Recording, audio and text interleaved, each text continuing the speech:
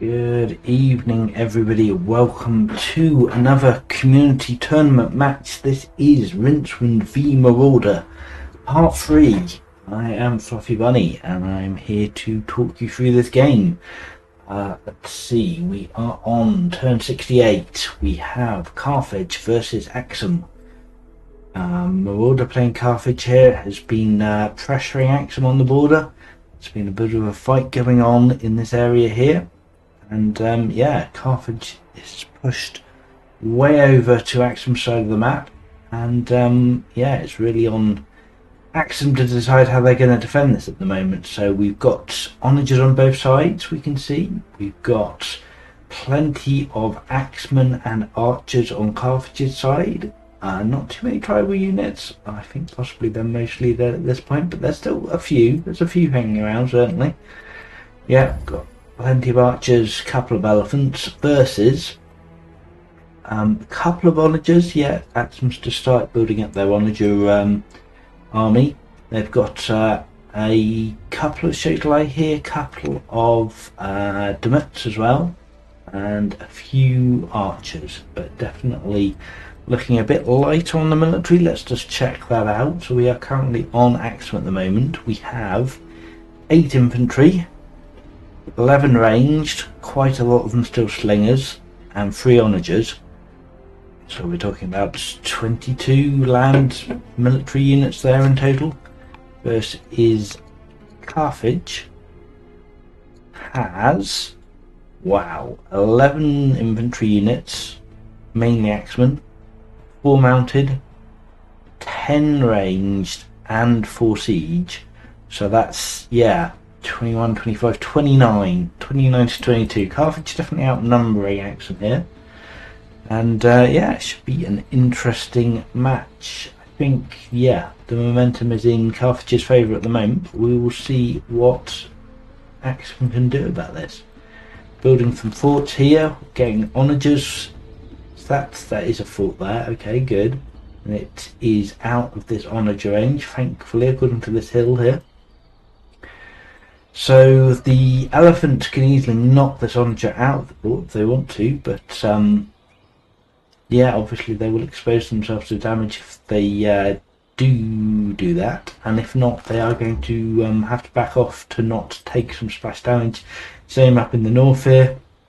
Yeah, we're getting another fort up here. Alright, I quite like this setup here. This is looking pretty good to me.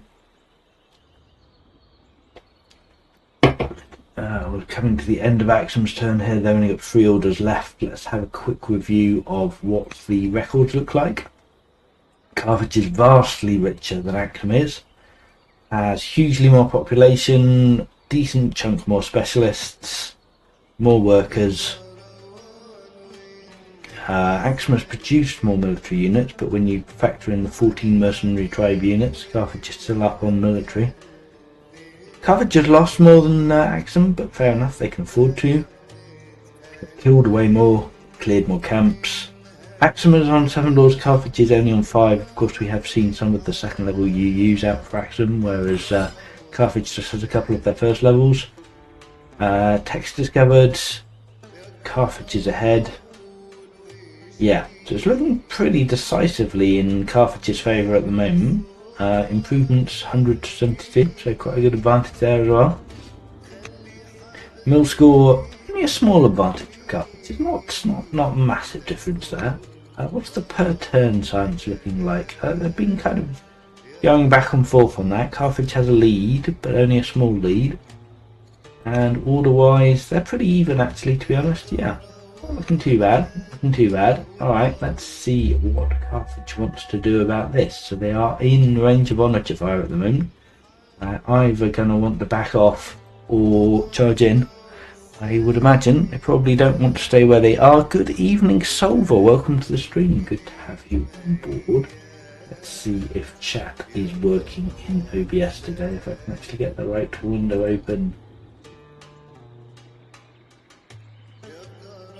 That's just going to be a blank window. Okay, fair enough. That's fine. I can see it anyway.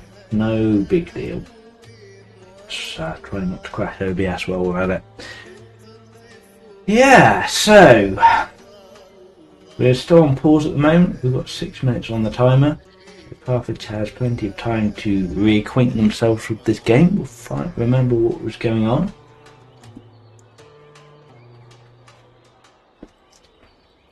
What would I do if I was Carthage in this situation? We can see the onager here. I think there is another onager back here that Carthage can't see. No, there isn't. He can move that up. Yeah, of course there was an onager, but he moved on to the 4 here. So Carthage can actually see all of Axum's onagers. There's no hidden surprises lurking in the vault back here. It would be 43 orders. I assume he's fully cleared. Yes, he has fully cleared the entire side of his board, plus obviously into Axum's side as well. Is it the halfway point here? Can't be, can it? No, this is the halfway point here. The mirror map. Yep, so Carthage has taken 2 cities into Axum's side.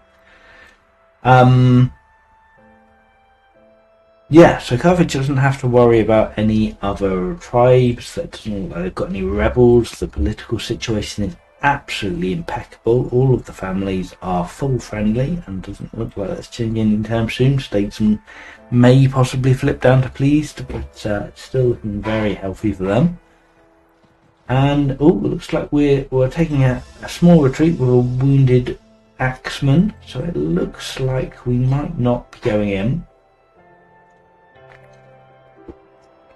Still options, of course, for him to do so if he wishes to, but it looks to me like Carthage probably wants to hang back. I think that's probably fair. If you're going to push in for an attack, you really want a more decisive military advantage than he has at the moment. You can see that Axum is similar to him in power, so I suspect, yeah, just pulling back a little bit probably makes sense. I can't imagine Carthage is worried about Axum charging into these lines here, so he's probably going to be happy to keep these onagers where they are. Bang down suppressive fire. He has taken 1 attack on this Dimit in the forest here. So not so bad, not so bad. Let's see. Yeah. Couple of events. Oh, we have a rising star. So we could take an ambition for 100 population, which actually in Carthage's case might be one of the few times where this is actually a feasible ambition. He could possibly do this. I mean, it will take a long time, to be fair. It's normally a very hard ambition to do, but yeah, possible. And a nice upgrade for his wife ambassador. Pretty good. Yeah, so we've got Carthage is a judge at the moment. He's got a 48-year-old prosperous strict pathfinder judge on the throne, but with no heir, no children at all by the look of it. Yeah, and a 42-year-old wife, so possibly could have some kids, but it's starting to look a little bit unlikely at this point. They've been married a little while. Yeah, 45, yeah, been married for 23 years, so probably she is infertile. So Carthage is taking some pot shots at Axum here. We've got an archer taking some attacks, so not committing but not fully backing off either, just, yeah, staying out of onager range, doing what he can. Yet to see a retreat in the north here. I imagine we will, with 2 onagers in range of these axes here. Oh, we've got another onager getting pulled up from Carthage here. Yeah, so this is looking like an absolutely awful line to break into. Mind you, the forest, of course, does blunt those onager attacks quite significantly, so that's something to bear in mind. If Axum did have the troops to charge in here and start making some good melee attacks against these troops, then the onagers aren't really going to be that worrying in that case. But yeah, it looks like Carthage is still putting some pressure on. He's willing to... No, he is still out of onager range here. Okay, yeah, so definitely avoiding the onagers, but taking attacks where he can. 5 damage from an axe to a Dimit is a little bit painful. Dimit can do 8 in return, but yeah, he probably will die if he stays there. I don't think he can take him out this turn, especially with that Zealot General, but yeah. Big tricky to capitalise on this too much, I think. So yeah, we're just taking some pokes, and let's see, what is the Empire doing? We're building military, military, military, military, military. Yeah, very heavy military investment. We've got a couple of specialist builds, but I imagine they've been going for a little while now. They're just finishing up, so it looks like Carthage is going all in on military moves and pushing. Yeah, we're getting still some more pokes here, building up a lot of units. I don't believe, yeah, of course, Axum has fallen into the trap that's very easy to do for Axum of not teching ironworking or spoked wheel, which comes after ironworking. So Axum does not have any routing units whatsoever, which is painful. Hello, welcome to the stream, Hans Peter. Good to have you on board. Yeah, so Axum lacks any ability to route for any of this, which Carthage, of course, has from the African elephants. And I believe, yes, they've got at least a chariot here as well. So I think Carthage has a better balance of troops here, which is going to be helpful for them, certainly.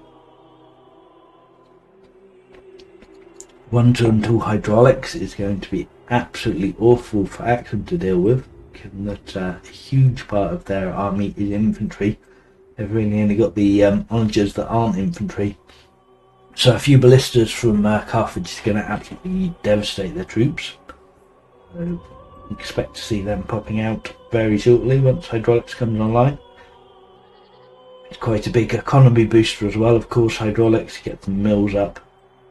Supercharge your yield income, not that Carthage needs it, they're incredibly rich, but it also increases science income as well, which is very helpful too.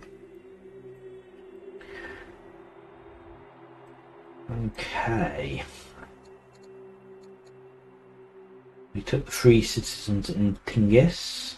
Does that mean we didn't take the 100 population ambition? That's probably sensible, to be fair, even if it's a bit easier than, bit more feasible, I should say, rather than easier than it might normally be in these circumstances. It's still going to take a long time to get up to 100 population. And for a 80-year-old judge, he doesn't have a huge amount of time to complete those ambitions, so definitely worth not trying to complete ambitions that you are just going to end up failing in and end up losing legitimacy for, rather than gaining it. It's not what you want to be doing.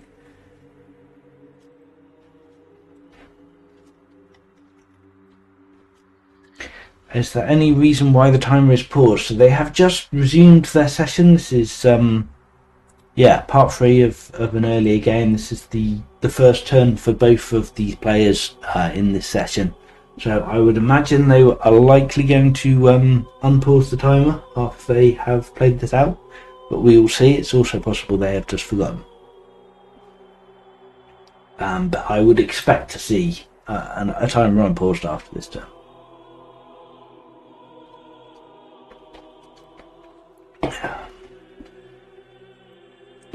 So we've got 4 ambitions completed. We've got 6 groves ambition here. Are we working on groves? Let's see what the workers are doing. Yep, we've got a couple of groves. 1, 2, 3. 3 groves being worked on at the moment. We still need 1 more. And we've got a ziggurat popping out in 1 year. Mausoleum in 14. Has he literally just started that? Yeah, it's a 14-year build. So yes, just started that this turn. Spending some of this huge yield reserves. Money and stone, obviously is huge. Could buy several wonders. The Mausoleum's going to help him absolutely explode in culture. It's getting him 81 culture return already. That Mausoleum, what, when it's built, probably be even more than that by the time it's built. And yeah, he's only 19 points away from the victory point limit. So I would imagine with 3 more wonders and a load more culture, then that's definitely putting Axum on the clock to try and deal with Carthage before he just blobs out so much that he wins a VP ambition. Oh, he did take the control 100 population ambition. Interesting. Okay. I guess when you're nearly 2/3 of the way already. That does start to look more tempting. I'll be surprised to see if he can actually do that this game. But 13 cities, I suppose he only needs 37, 3 more people-ish per city. Yeah, maybe you can do that.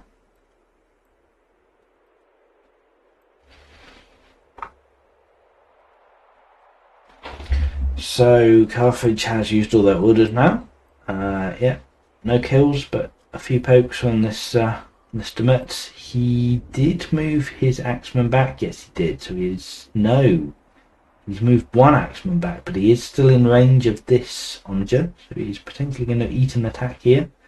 Alright, so we're back to Axum's turn now. Let's see if we get an unpause. But yeah, what did Axum just research? He got the goods boost. That's going to be absolutely amazing. Yes, Axum is starting the timer. Okay, so we're back on time. 6.5 minutes return. So yeah, goods boost is absolutely huge for Axum. They were struggling with resources, so 400 all of this is very helpful. We did see that onager immediately going and taking attack there. I wonder if we'll even see push to kill an axeman. He could do it. I'm not sure it's worth doing that, but certainly an option. Yeah, a few archers here could take out an axeman pretty easily. They would take a couple of onager shots and be putting themselves in a fairly hairy position to get routed. So I suspect probably not worth it, but just taking the pot shot where they can. Yeah, what I think Axum really has to retreat down here. We've got a road coming out down this way. Good. It was saying last stream it would be really nice for Axum to get some roads to actually be able to move people backwards and forwards more efficiently here. These hills are absolute pain to move over. It's very order costly to do so. So yeah, definitely great to see some roading going on. And yeah, I would hope we'll see the matriarch Gudic retreating and healing here. What else is happening in Axum's empire? Yes, we did see a retreat. So yeah, the Axum empire is also full clear. So yeah, there are no more sites to be settled. So yeah, if you look at the city, yeah, settlers have been removed from the build queue. There is no more sites to settle. Very much past the expansion phase and into the well, possibly shoving themselves in each other's faces, but perhaps we've already done that phase. Perhaps we're past that phase and we're into the staring at each other phase now, which is certainly something that can happen in games of Old World if both sides build up a sizable amount of forces and neither side actually wants to go in and face the hail of onager fire they're going to get in return. Then yes, we might just see a full standoff here. I don't think it's in Axum's interest to push in and try and force a conflict. It might be in Carthage's interests. Yeah, they could do a lot of damage if they start onager creeping forwards here. Probably what I would like to see, especially given the lack of cavalry on Axum's side. It's relatively safe for these onagers to push forwards and start blasting. Will potentially take some onager fire in return, but they have the advantage of the forest here, so they will do a lot more damage to units here than Axum will be able to do to them. I'm not quite sure why this axeman didn't retreat. It's interesting. Maybe he overlooked it. He just didn't realise that this onager can fire up here. So we are seeing some Demets coming forward, putting themselves not in onager firing range. Fair enough. But definitely in archer poking range. I guess this is a pretty strong Shadowlight here, yeah, with a commander leader, so yeah, that is going to be very hard to take out, admittedly. So that's probably pretty safe there, I would imagine.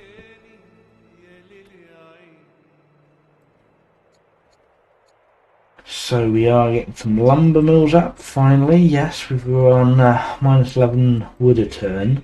I think, yes, forestry must have been just before goods boosts, probably, because I don't think we have many lumber mills up online as yet, and the workers are still being quarried by the look of it. All of the workers pretty much been quarried apart from one of them. Wow, but I think Axeman had actually chopped quite a lot of their forest, so they probably don't have a lot of trees. No, they really don't have a lot of trees they can build lumber mills on at the moment, which is a bit of a shame for them. They're certainly not going to be able to support a heavy wood economy, but if they can at least get into positive and not be bleeding wood constantly, that will definitely be helpful. Some spears we see coming out on the front lines here. Be nice against the elephants, but yeah, Axum really desperately needs some cavalry. This not going for ironworking is, while tempting, because you start with labour force so you can get the techs up here without having to get ironworking. I think it's a mistake to not go back for it at some point and catch up, because it does leave you completely without cavalry, which sucks. Okay, we've got another Demut warrior coming out here. This is not a Shotlar, this is just a Demut warrior. This is a lot more vulnerable. Yeah, he could very easily die to a couple of archers and a couple of melee units attacking, so I'm not sure about this build, to be honest. It feels like handing a free kill to your opponent, but we'll see how that pans out.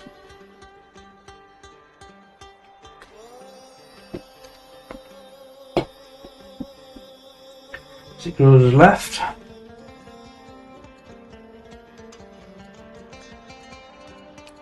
What is the political situation at Axum looking like? The patrons are very happy.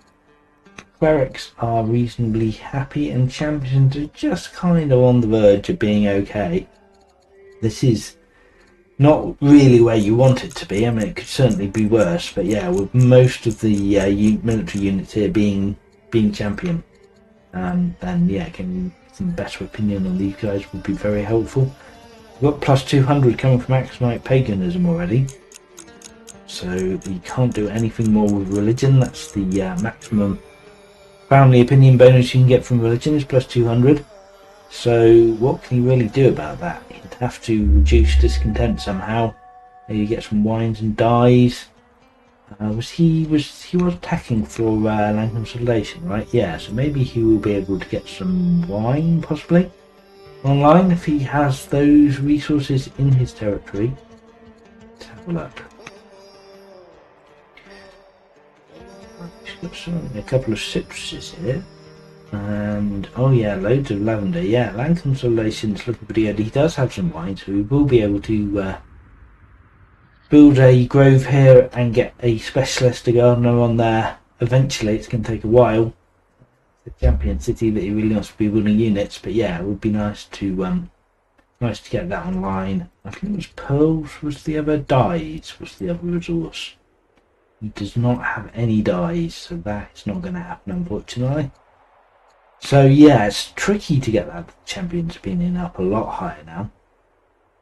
The family head is only cautious. He could be influenced.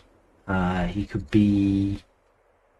influence the religion head and then intercess with them as well. So yeah, there's certainly things he could be doing to get that opinion up. But let's see. We're back over to Carthage. I'll be quite surprised if we don't see Carthage take a kill here. But maybe that's just me being a bit gung-ho. We shall see. We could march an elephant in here and start doing some kind of routing. Yeah, I suppose any melee units you put on the front line here are definitely in a very vulnerable position, so perhaps he doesn't want to do that. Again, he's got a couple of nice forest tiles here, so actually he's not as vulnerable as he might be. One of those ranged units is going to be able to do a huge amount of damage. So I think that's probably worth it, to be honest. Yeah, get 11 from these two units, 5 from this archer, 4 from there. Yeah, these two archers, this axe and this Gesata, could definitely take out a Demet and then yeah, maybe you lose an axe, but do you really care? Don't know. Yeah, I suppose it's not that. It's a relatively even trade. Anyway, what is he actually doing? We're seeing Rangers coming up, going full force on the military production. We're seeing, yeah, some great barracks and Rangers coming down, certainly in this frontline city. What's the training looking like in Carlos? 18 training a turn, not bad, not great. He doesn't have any of those specialists up as yet. We are seeing some movement here. Okay, so he's happy to just get some onagers up and bombard and put in an axe there to protect against it. It's playing very safely. I don't hate that at all. That's quite reasonable, I think. Again, Carthage doesn't need to push. They can quite happily just sit back and take a defensive position. Oh, he is going in for the kill though. Okay, great. I assume he's going to continue and finish that guy off. Yeah, just working out the damage. Yeah, absolutely. Makes sense to me. And then he's got a couple of onagers here to punish anything that stays in the area.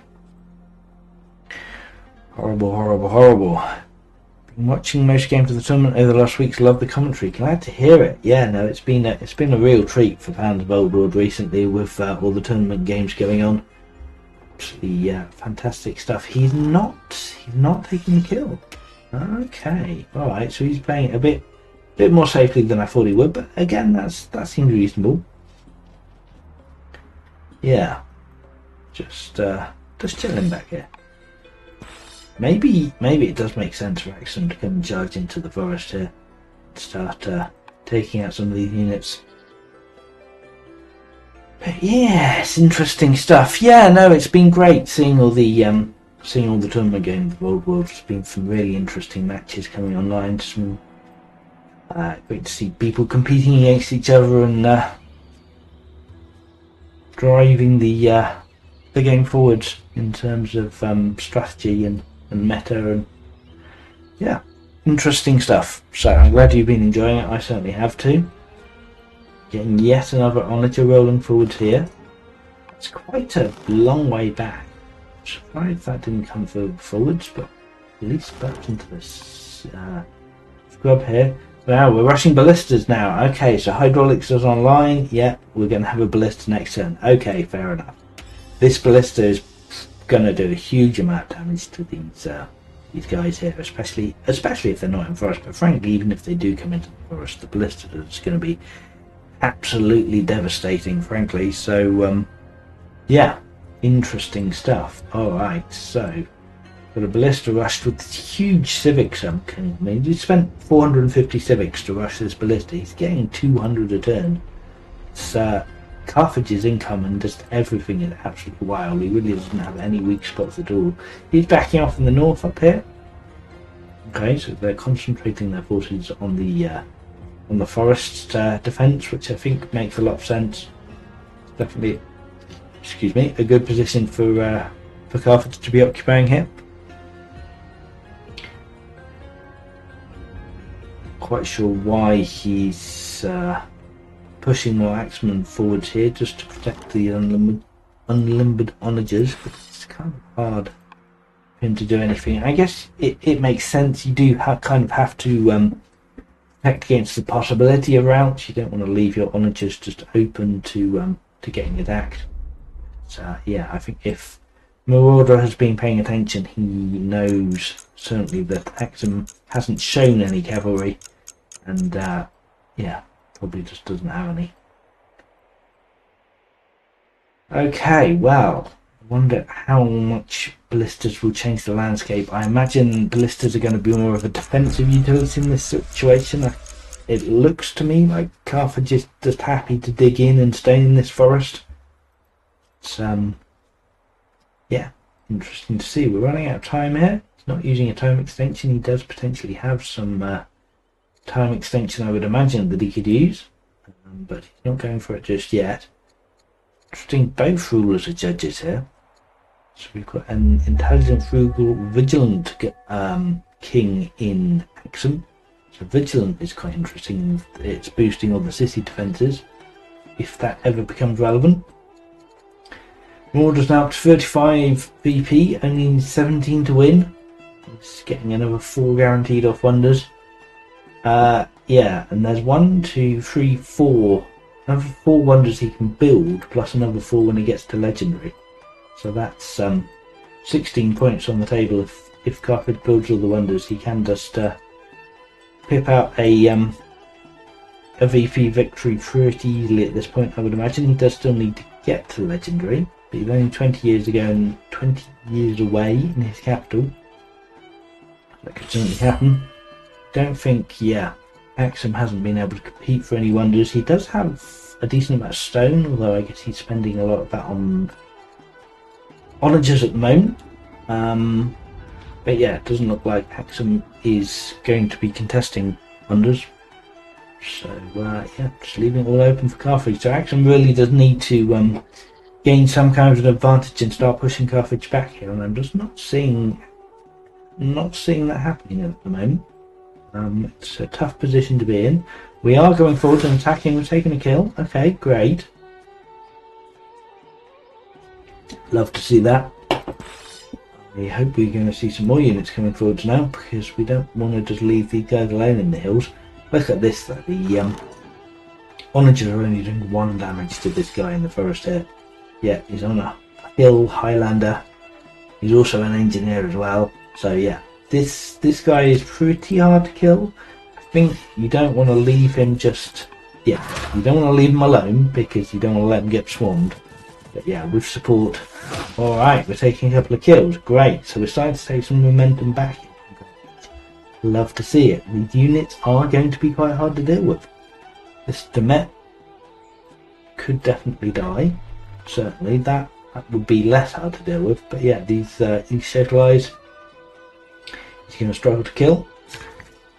Possibly even this. Yeah, he could certainly kill this Demet if he wanted to. In fact, the Onager is pointless attacking this Schedule for 1 damage. You could attack the Demet for 7 and still do 1 via splash. So yes, that would be quite vicious indeed. Yeah, you can do 2 splash to this Demet. So between the 2 onagers, a direct attack and a splash attack will kill this Demet. But we've taken an Axeman and an Elite Kissaster off the board, so that's 11 strength down, which is good. I like to see it. Of course, Axum doesn't know that ballistas are about to be on the scene, ruining his day. That is going to hurt. However, it'll be interesting to see what happens with this ballista. So it's going to spawn on this range back here, and they are of course quite slow. So he is probably going to have to force march if he wants to get it into the battle this turn. Of course, Carthage has the training and the orders to be able to do that. That's not necessarily a problem for him at all. Probably on a force march double.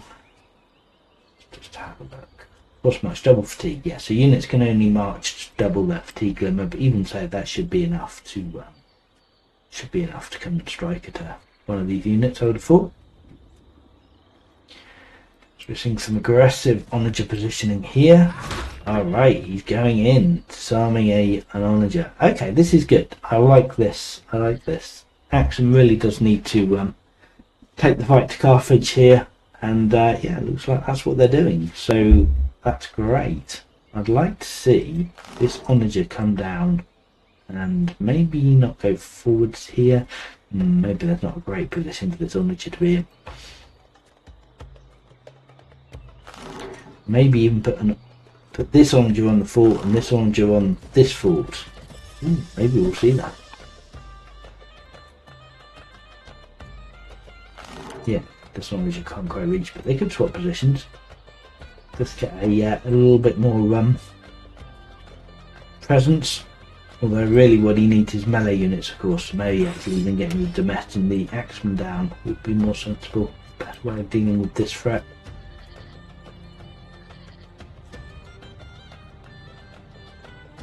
So 2 orders left. What did we just move? I missed that. Built road here with the worker. Don't see any more units moving to the front line. we've got in the back line? We've got Shotelai, his wow, 11 damage, 11 attack strength at least. Shotelai here, love to see that. It's always fun. And another Demut. Building Shotelai in the capital, yeah. So both Shotel Hotel and Demut Printer are working on Shotelai at the moment. We've got a decent amount of training here as well. We've got 29 a turn in the capital and 48 in the champion seat. Gotta love champion seats, just absolutely spamming out that training. Definitely very helpful. Alright, let's see what Carthage's response is to losing 2 units. A couple of events here while Carthage thinks about this. Ugh, unfortunate. Getting some courtiers are strange. Choice of new governors, choice of new ambitions from the Silver Jubilee event, which looks like the 8 governors one. Looks pretty doable to me, I would imagine. As long as he's got the candidates for it, which he's got a huge amount of candidates, huge amount of civics, he can polish off 8 governors this turn pretty easily, I would imagine. And yeah, that'd be another turn of legitimacy for him. Yeah, very easily do that. Good. Oh, he's got some great governor candidates as well. I know the minister. Darren. Yeah, I think that would be a very good choice for Marauder here. We'll see. I imagine he's possibly more focused on the military situation at the moment.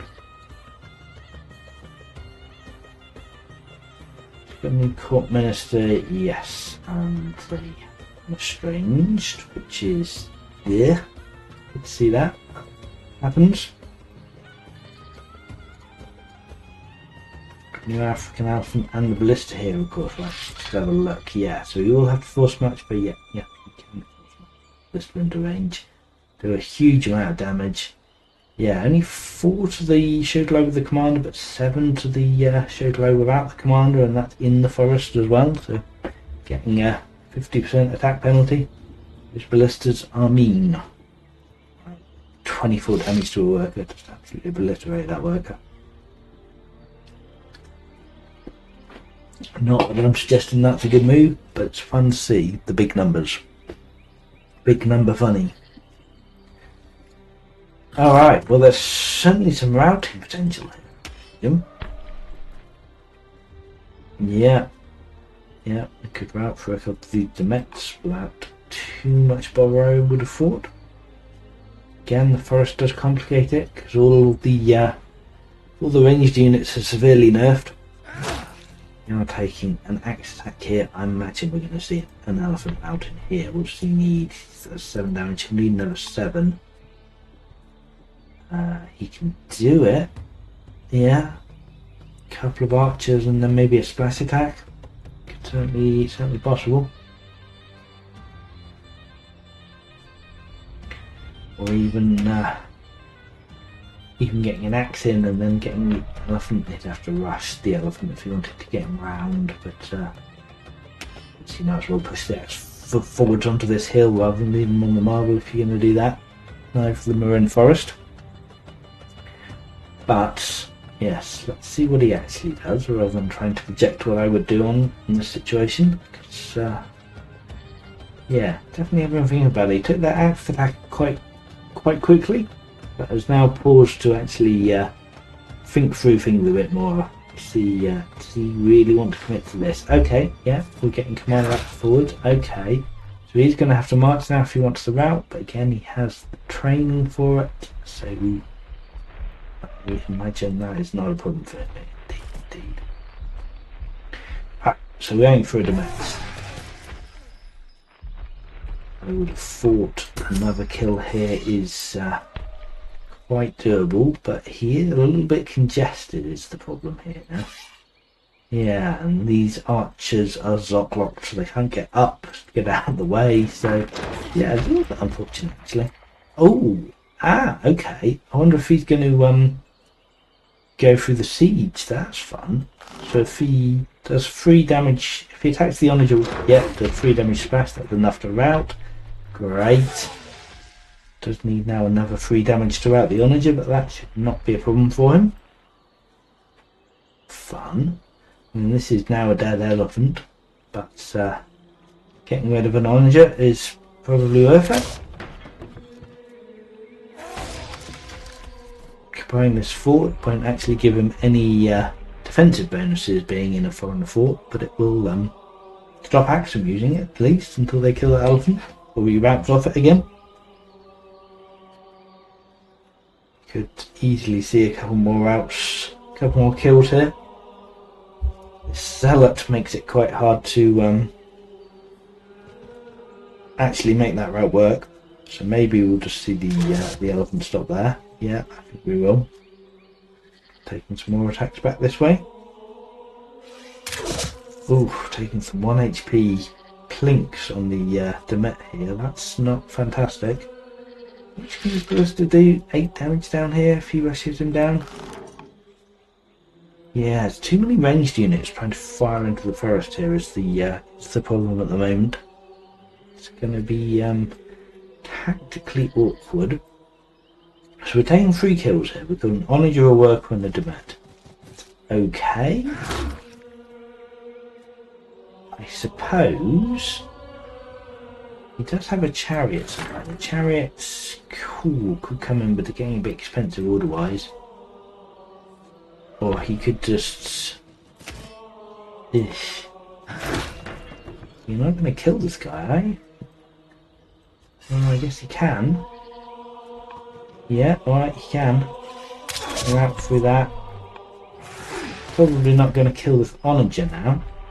We can at least bounce it out of the fort and stop it from attacking next turn, because as soon as you panic an unlimbered onager, it relimbers and can't fire again next turn. So I hope we do see that. I mean, he might just want to kill the sling, I suppose, but yeah, I think taking the onager attack seems better to me. Yeah, just pop it out of the fort, and then if he wants to get another unit in the fort, he would have to buy orders 4. Might be quite fun to see, because yeah, both of these forts here now, plus this one back here, are all open, so Axum can occupy those forts next turn and be quite hard to kill. Doesn't look like... yeah, we'll just take... I don't like these 1 damage attacks in the forest against this Demet. This feels like a waste of orders to me. So the final tally was 4 kills. A Demet, a worker, an onager, and another Demet. All route kills. Unfortunately, this notification is broken at the moment. It says unit captured, but they're not really. But that's just a bug that will be fixed in the next update. But yeah, 4 units down. Pretty good for Carthage. They're still looking similar to each other. Let's see what the military graph looks like at the moment. Yeah, Carthage has still got a pretty decent lead. Axum has been pretty flat on military. Oh, sorry, this is wrong graph. Yeah, Axum's taken a decent dip there, whereas Carthage has been rebuilding their fairly small losses and is looking pretty constant. Yeah, alright, so this is going to be an important turn for Axum. Can he regain some advantage here? There are some units in his territory which he could attack from forts, which is going to be quite good. Potentially he can kill some people here as well. Okay, so we're going for this African elephant. Oh, this African elephant's only 5.1. Of course it's been disarmed. So makes sense, makes sense. And the zealot heirs on either side. Welcome to the chat, freestyler. Good to have you here. Let's have a little air check. Carthage, I believe, does not have any heirs at all. Succession is looking a little bit sad. Axum has a commander, 36-year-old commander, who's possibly this guy on the who's just killed the elephant or attacking the elephant. Yes, the Prince Manolek is the commander guy here, and a 5-year-old. So yeah, no zealots coming up. Same as Hans Peter. Oh, well, great. Okay, welcome on both platforms. So why not? Yeah, and yeah, let's have another little check on Carthage again. Oh, we do have a 2-year-old now. Oh, we've legitimised a 2-year-old. I would imagine that is via an event, because Carthage didn't have any heirs. They had a choice to legitimise their 2-year-old, so fair enough. Okay.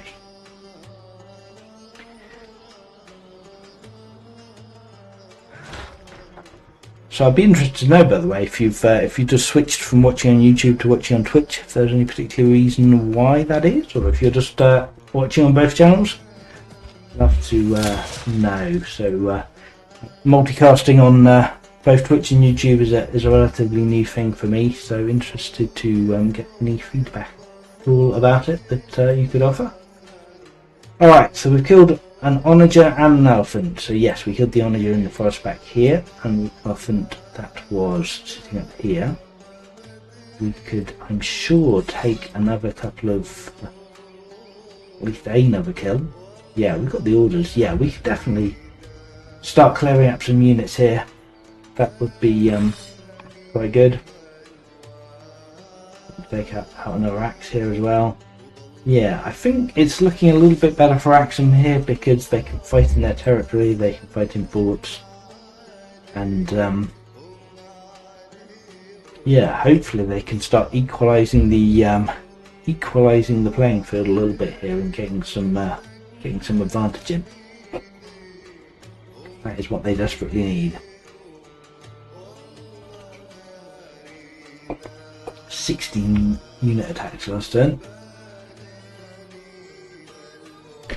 Slinger's just chilling here, not doing anything. It'd be nice to see these guys get upgraded to archers, but unfortunately, although he got the good stockpile a few turns ago from the bonus card, which means his physical stockpiles aren't too bad, the training is not so good, so he is a little bit limited on what he can upgrade at the moment. Stumbling on your screen by my tablet while lying in bed. Tablet just had the bigger screen, so I switched. Fair enough, fair enough. Thank you for letting me know. Okay, so yeah, just calculating attacks here. Okay, so we're going in, we're killing what, an archer? Yeah, alright. Fair enough. Not sure I love leaving this Shotelite out of the forest, because that presumably can get focus fired by ranged units now. I love the fact this Demet is actually doing a huge job here, locking all these units down so they can't escape out. So this is a very valuable unit here for definitely like to see Carthage take it out if they can, but yeah, maybe they will struggle to do that. They just don't have the enough melee units in the right place, and he is being blocked a bit here as well. So, alrighty, so we're not interesting. So we chose not to take the attack with the Shotelite here, where he could have got an exact kill. But maybe he's deciding it would be better to disarm the axe and then make that easier to kill. So yeah, that makes a lot of sense. Wow, this archer can only do 2 damage. Set family, 40% distance. Presumably this one, yes, this one has eagle eye. It's the difference between eagle eye. Always grab eagle eye if you can.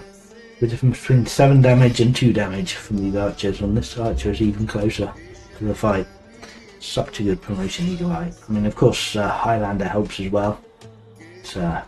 Looks like his champions have gone into upset, unfortunately, to all his champion units, which are most of his units in the area, are getting a 5% combat penalty now, which hurts.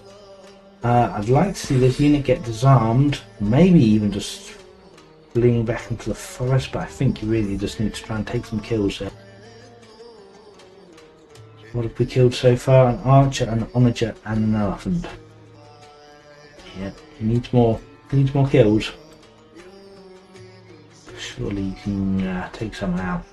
Disarm the axe. Couple of attacks. Oh, we're even using this Demet to disarm. So what is this Shotelite doing now is the question. Well, he's just going to take an attack as well. Okay, and we're going to finish with a slinger, I guess. Yes, okay. Alright, so with 4 kills for 4 losses. So he's equalising. He's not really getting getting on top of the situation, but it's definitely holding his own. Which is fair enough.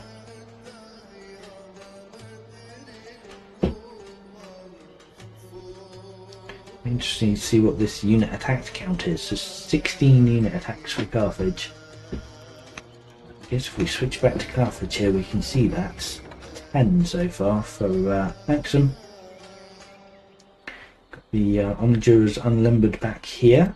That seems like quite a nice move. This seems pretty safe from getting killed. Actually, I say that, but actually I can see a route coming through here and killing this Onager. Another elephant coming in could absolutely, yeah, chunk through these guys pretty easily. So I'm not sure that Onager is very safe, even in the ford. Elephant's still doing 8 damage to it. Interesting, interesting. Anyway, we've got 6 seconds left on Maxim's turn. And we are now back to Carthage. We've got yet another ballista popped out, so we're up to 2 ballistas here, yeah. It's only the only 2 ballistas he has so far yet, and the 4 onagers. Of course, he did lose one last turn. Yeah, he really needs to unblock this, I would say. Which is, he needs 1 more melee unit. If he can, the axes are doing 4. Chariot can do 4. Yeah, he really needs another melee unit. He can get in from the south to clear that up. Looks like he can quite do it. Alright, we're getting a road down for the ballistas, presumably. Right, the ballistas are going to come and start chunking. Oh wow, that's still only 4 damage on that show load, not a lot, but yeah, 8 damage on the 8 damage on the Demut here would certainly make that a lot easier. So a ballista and an axe and a chariot could come through here and then start working on the commander. I wonder if that is what we're going to see. That would seem to make sense to me. Yes, it is. Perfect. No, it's not. We're going for the Shadel Eye. Ugh. I don't like that. Yeah, I think it would have been better to go up this up here first. But okay, let's see what he's got in mind. And the ballista taking attack here is attacking 3 units at once, which is quite nice. Getting a lot of extra damage coming out of that. This ballista is probably going to die pretty quickly, I would imagine. Actually, maybe not. The ranged units are not doing a huge amount of damage to him. Yeah, I mean, he could kill a ballista if he wants to. So, see what else Carthage does. Yeah, I think a route with an elephant makes a lot of sense. Thought he has the units for it. These onagers up here are unfortunately not really contributing to the fight. I think it would make a lot of sense for the onagers to start coming forwards here and yeah, you get a couple of onagers on this hill and this hill that could start taking attacks here, which would be hard for Axeman to punish. That would definitely be helpful, I think. What have we got? We did take the ambition last turn for 8 governors, but he hasn't actually taken the time to put them in, and that's maybe fair enough if he needs all his orders for fighting. Would definitely be nice to get them going if possible. We're also up to 6 groves. Have we got any more groves coming online? I'm guessing again perhaps he is just spending all his orders on fighting. Yeah, we don't see any more groves coming online. Possibly he just doesn't have resourcing borders to be able to improve, to be fair. Yeah, 3 lavender here, the 2 olives here. Is that there's a wine, isn't there, somewhere else? Yeah, up here. So he could build another road if he wanted to. Not priority at the moment, focusing on fighting. Looks like we might have taken archer poke on this Shotlai, so we are nearly in route range, not quite there. Yep, we are now.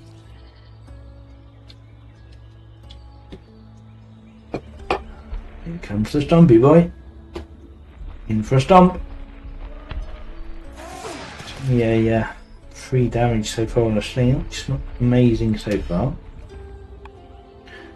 Definitely take at least another slinger out. Wow, we could actually use 7 damage. Oh, is he going to take the show out? Yes, looks like he might be. Oh, if he was going to, feels like the wrong order, he probably should have attacked with the elephant first. I guess that would have panicked him. No, fair enough, maybe he had to do it in that order. But yeah, if you can disarm the Shokulai and then maybe he can get enough ranged attacks? Yeah, I think so. He is insisting on taking all the ranged attacks first. I suppose he wants the rout, of course. Yeah. Alright, so 2 damage archer here is enough. Yeah. Oh, so many 1 damage plinks with the archers. It's a little bit unfortunate on one hand, but on the other hand, you know, he does need the damage and he's getting it done. So, alright, I suppose.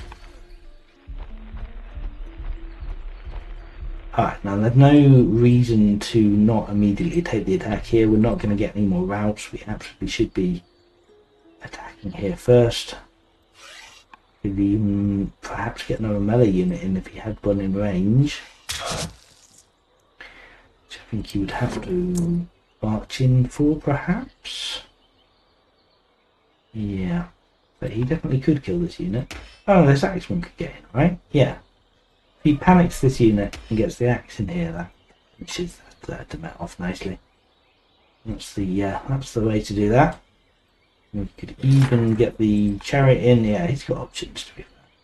We get the chariot in. I think the axe would be a better choice. Alright, that's been panicked. And yeah, axe to finish. Oh, we've got another axe up here. Haven't even seen him, fair enough. Alrighty, so we're taking 3 kills there. Including 2 of his 2nd level unique units. Yarl. Plus 1 of his 1st level, so that's 8, 16, 22 strength wiped off the board in exchange for a loss of 10, 22 last turn. Yeah, so they're still trading pretty evenly. But yeah, losing his two front line Shokulais is going to hurt, I would imagine. Spent all his orders.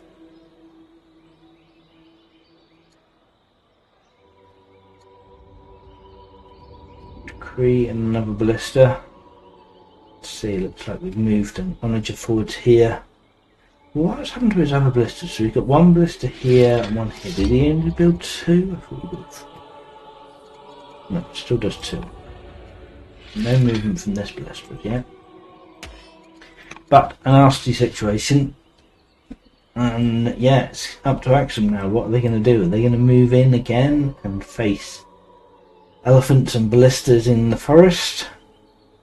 Or are they going to fall back? Hard choices, I would say.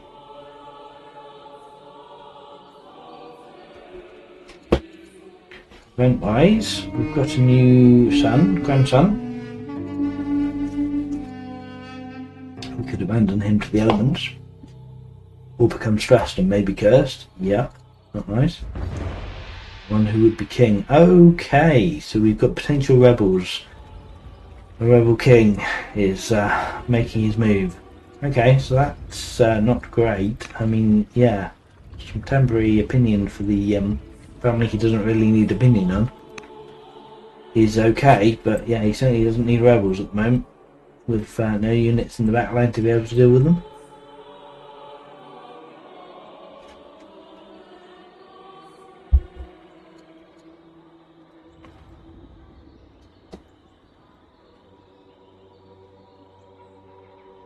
Taking his time to contemplate what he might achieve here. Does not look like a good situation to me for Axeman. This onager can attack this Axeman. He does just have 2 onagers now, I think. Yeah, these 2 up here. Plus another new one in Masawa. He's not going to be able to do anything. He did take the 2 rebels. That's horrible. but I guess it means he doesn't need to deal with an escalating slave rebel event later.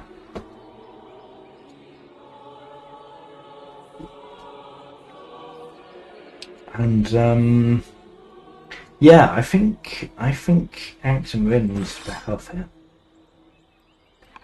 But having said that, if they do, are they conceding the game?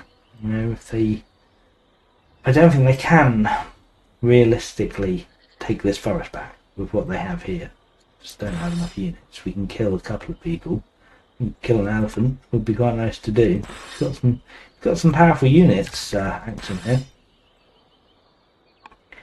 But I'm not sure it's going to be enough. Alright, so we've got a general assigned to someone just sitting in the firing line. Interesting. Okay. Taking a attack on the Axeman. Yep, so we're going to get a kill at least.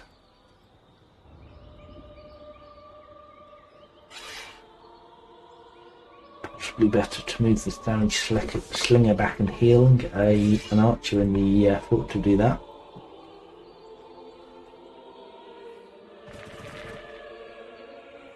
This thing's falling back. Okay, we're just leaving the archer in the open here. Ooh, the really well promoted Eagle Eye Highlander archer sitting in open ground. Yuck. I take 10 damage from an African elephant, don't love that. Mind you, if the elephant's dead, that's, I guess, fine.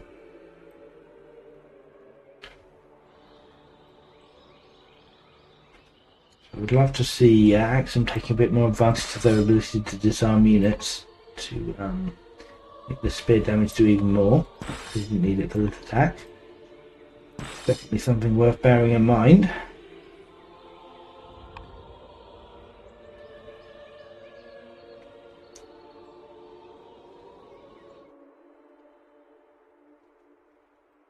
Let's have another look at the military graph. Yeah, Axum's taking a big old plummet here. Carthage is falling as well, not as much, but yeah, they are taking losses. Carthage, I think, are replenishing them faster, even though Axum has, I would assume, the better training rate. Well, I'm not actually sure that's true. Yes, Axum does have the better training rate, mainly because of that absurd champion city spitting out huge amounts of training, but he's also got pretty good training in his other cities. Carthage does have more cities, though, which is helping. Ugh, yeah, he's now on 1 HP with Elephant, which I guess is, yeah, Archer territory to take him out. What else have we got?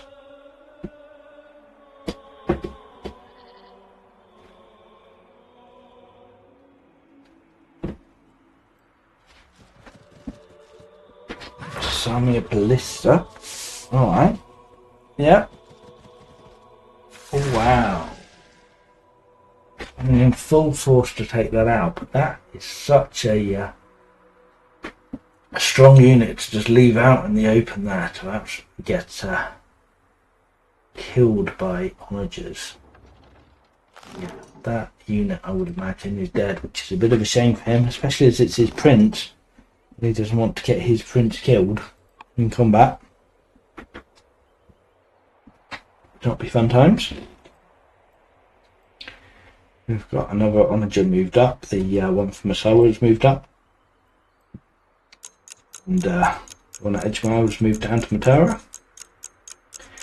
So we've got a couple of onagers. There's nothing really of value to that they can attack at the moment. So he's relying on Carthage to move forward into his range, which they very well may do. But yes, certainly inconclusive combat so far. See if one side can actually make the difference. And wow, Ballista could do 8 damage to that shield. I think that's sensible. He actually wants to take this 11 damage, 11 attack strength unit out. It's not something you want to be leaving around. We are getting an elephant up. Presumably he is thinking about some routing, which I think seems very sensible to me. Possibly the ballistas coming down to do the 8 damage here and then splash onto the Demet, and then the elephant can route through both. Would be quite pleasant. No events this turn by the look of it. Still no closer to any of our ambitions really. Placing starting to creep up slowly. We're getting there. Okay, so the ballista's chosen to come down this way. Fine, fine. What do we need now? We still need quite a lot more damage to kill this guy, but I think, yeah, we can very much do it. It's just so out in the open and vulnerable here. It's, need to see it. So pretty sure they, this shed is getting killed, and I would imagine if form is anything to go by, then it's getting routed by an elephant. The attack will continue down here. Yeah, we're doing 7 damage to this Demet. So that and 1 axe can easily kill this guy. And yeah, this guy in the open. Okay, so we're taking an onager attack here. Looks like he wants to take the spear out. Make sure the elephant doesn't get too punished. Oh, of course he got yet another onager, right? That's awesome. Yeah, starting to really stack up that those support attacks. Spearman down.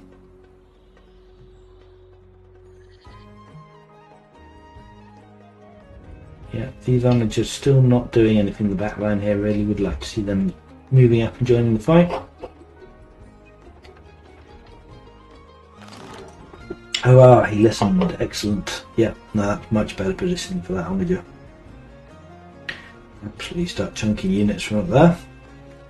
Alright, so we've got an axe coming in here. Attack this guy. You know, 3 damage.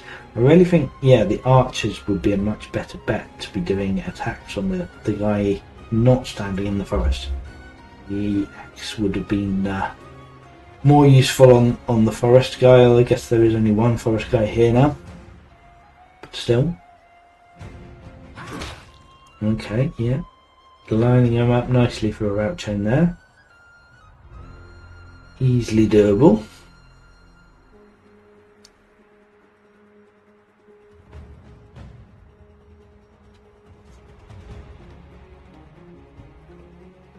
"26 orders left. Plenty of opportunities."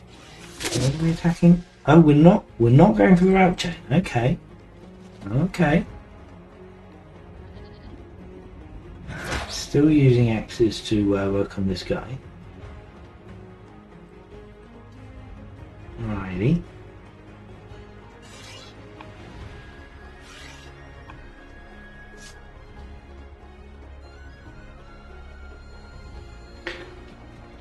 To be fair, I don't hate this. This is more of a defensive position here. He's occupying pretty much all the forest tiles here, so making it very hard for Raxums to do very much in the way of damage. Someone's lost. I think they've lost all their shield gliders down. Do they have any?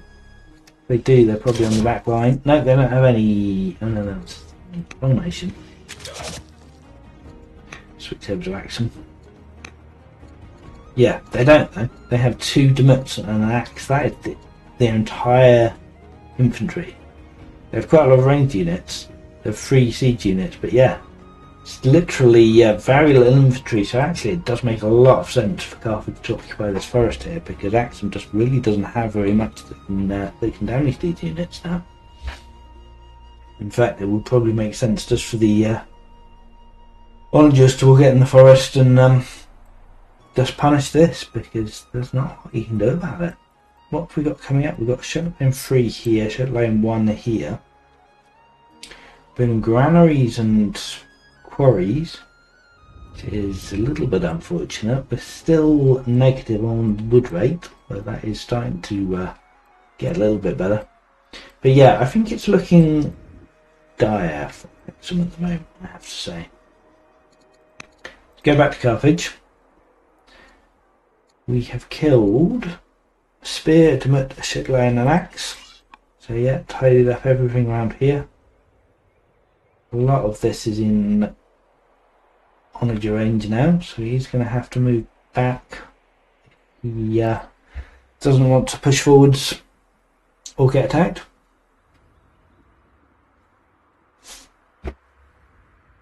And yeah, I guess, yeah, this archer in the flatland is quite good. It's not a great tile, but at least it's only an archer he's got there and not a 11 attack Chatelai with his prints on. It's not a unit you want to leave exposed. Quick law check. I don't think that's changed recently yet. We have 5 laws here: tyranny, serfdom, centralization, slavery, epics. It's produced to Axum, who has 7 laws: slavery, centralization, constitution, serfdom, monotheism, and divine rule. 14 orders out of monotheism and divine rule. Popping out some order economy. Quick look at what the order graph looks like. Carthage has a slight lead, but they're pretty much neck and neck for orders. We have, what tech did we just get? We got land consolidation, 6 turns away from hydraulics. We're kind of following a not too dissimilar tech path to Carthage, but we're a little bit behind here. Other options: redemption, metaphysics, coinage, doctrine, hydraulics. Hydraulics really makes the most sense here. Doctrine is a great pickup for the orthodoxy text, so you can hurry production with orders. He is possibly going to be getting to the point in the not too distant future where they have more orders than they do units if they keep losing them this way. So orthodoxy could be a way to address that balance. But ballistas are, of course, amazing. So definitely tempting, and he has that tag. So he's got that as a prereq, I guess. Yes, he's got. He wants crossbows. He's actually not that far away from it. He only needs mana and hydraulics to be able to get to Windlass. He only needs mana to be able to get to Bodkin, which is the other tech he has selected. So we've taken a few attacks on a archer. We could finish that off with one of these units. Please just thinking about the best way to do that. Let's have a quick look at Carthage's tech tree while we're waiting.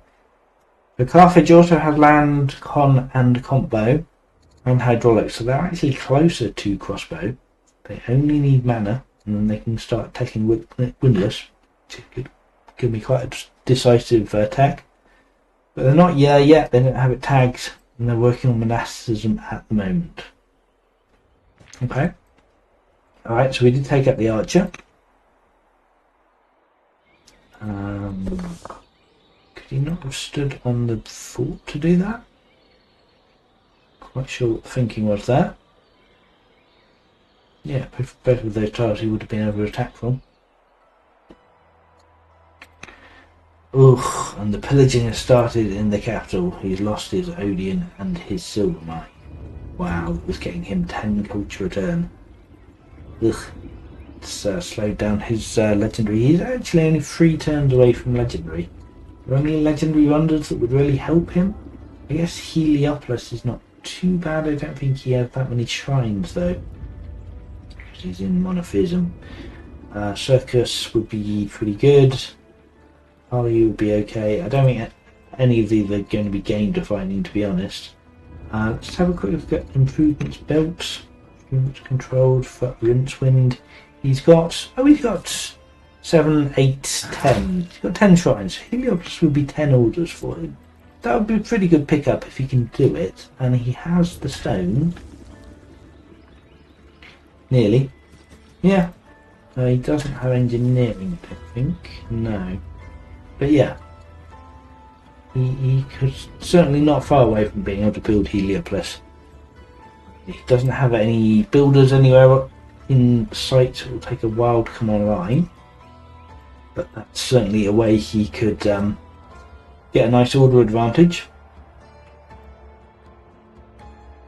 So we're getting socialize from Printer now to come deal with these rebels, which is unfortunate that he has to do that, but yeah, he really does have to sort this out. Getting some groves online, which is good, catching a little bit up on the science.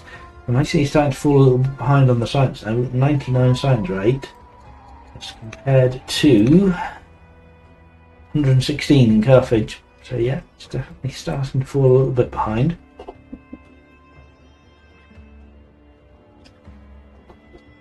Not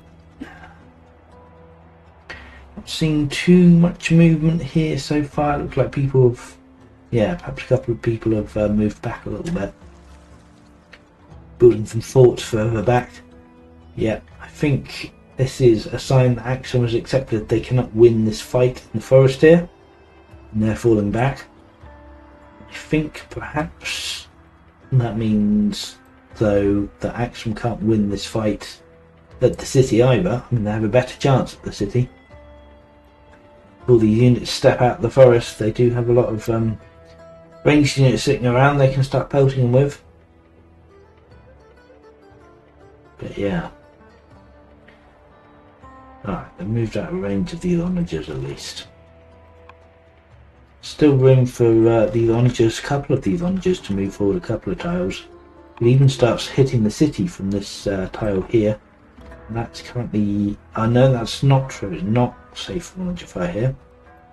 So let's see, move up here. Right, worker is coming to build a lumber mill. Get a little bit of more wood online, that will be helpful. Still in negative wood income. Has spent all his reserves now. So any more archers he's building, or he's going to have to pay for with cash. Looks like he's having to sell stone, which is taking Heliopolis further away again. Which is a little bit unfortunate. If someone's got his sights set on it, it would be nice to do. Of course, he's building for 4 as well. I could have got stone. Maybe he didn't sell stone. He's just spent it. Another onager, maybe. No, taking more onagers. More granaries. Still needs food. I suppose. I'm not quite sure what he needs food for. I don't think any of his units require food to build.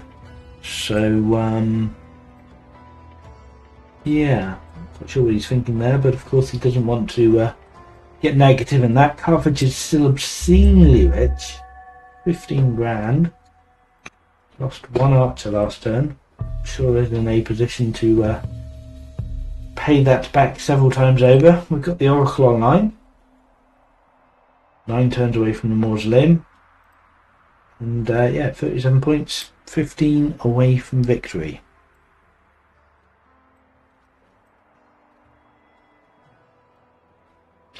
$50 orders. Plenty to deal with this. See if Carthage has the appetite to push in. I can't imagine they're backing off now. We appointed an ambassador possibly. Oh, and of course we've got a free agent in all holy cities now. Does Axum have any holy cities? They must have at least one for Axumite paganism.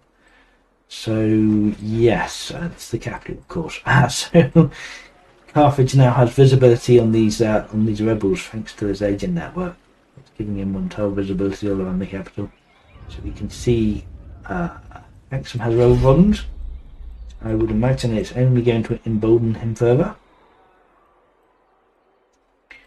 That sounds like an upgrade or a promotion possibly. What is happening back here? We are still building a lot of military units plus some gardeners in the back line. 4 of them there. Yeah. So still quite a few military units, but certainly not full tilt on military. That feels like Carthage is playing a bit more of a balanced game now. We've got yes, another onager has popped up here. He's landed in a position where he's not really going to do very much. Certainly very easily take out that archer from Slinger on the hill where we are. And I imagine Maybe not the archer without moving people out of the forest. Yeah, so does Carthage have the appetite to move out of the forest is the question. I'm guessing perhaps not. Yeah, we're seeing some onage advancing. I think a slow push is what we're going to see here, and I think that makes a lot of sense.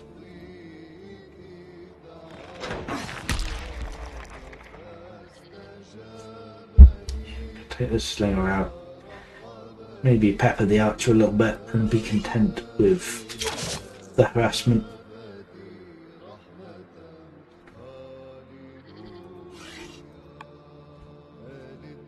Looks good to me. Oh, okay, we did see an axe coming out of the forest. He's very easily dead. 2 onager shots will take him out. Alright, well, I'm a little bit confused by that, unless he is going to go full in and kill as much as he can. For why he would have ventured out the forest there. He didn't need to kill that unit. Let's see what else we got. Oh, we are going in by the looks of that. Okay. Carthage is not afraid. Planting that guy in the fort. Are we going to take a kill? Surely we are.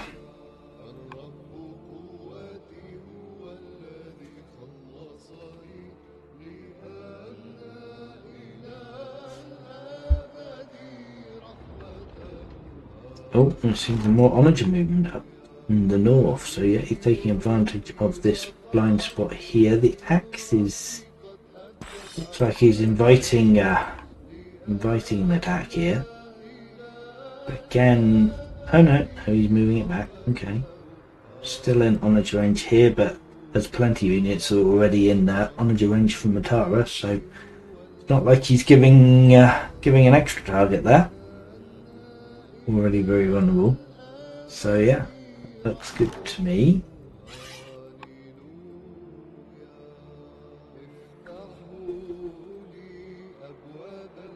Nothing is yet killing this archer, so I'm not sure why the axe moved up if it's not going to. We take 3 there. We've got... yeah, we're going to have to move out again. Oh, it's a lot of units moved out of the forest there. Okay, I really hope we see a unit in the fort now. If nothing else, he could pillage that fort, just get it out the way so it's not bothering him anymore. Because just leaving that fort open there is I think, just unnecessary. Maybe the commander axe could go and pillage that. Be nice to see. What have we got? So we've still got our 53-year-old judge. We have, 4-year-old son. Still going to be a long time before they come of age and become useful. So succession is at least secured. So chariot moving up here. I'm going to see that moving. Do quite a chunk off that onager. Don't think he's got what he needs to kill it. And he's running out of time as well. 17 seconds left on the clock. Huge amount of extension time in you. You could extend that by 10 minutes if you wanted to.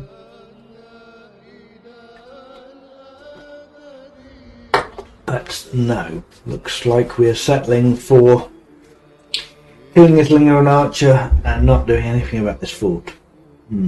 Sure, I love that, but okay. Okay, we are in Axum territory again. What is Axum going to do? So yeah, we've got 2 onagers that can fire on some unprotected units. We've got several honestly unprotected units from Carthage here, and quite a lot of ranged units. I think Axum could probably have a good turn here, punishing this advanced rank from Axum.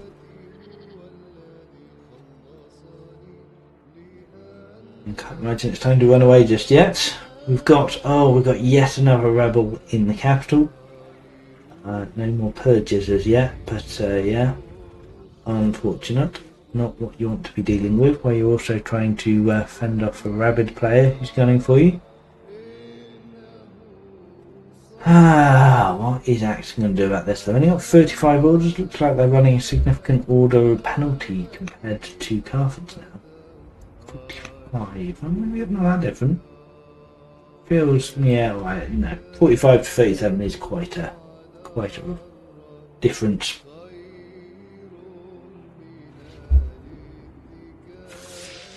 Oh, I hear fighting. Right, so we killed a rebel archer. Okay, well, that's satisfying at least. It doesn't really solve his problems here, though. But some admin that needed to be taken care of, I suppose.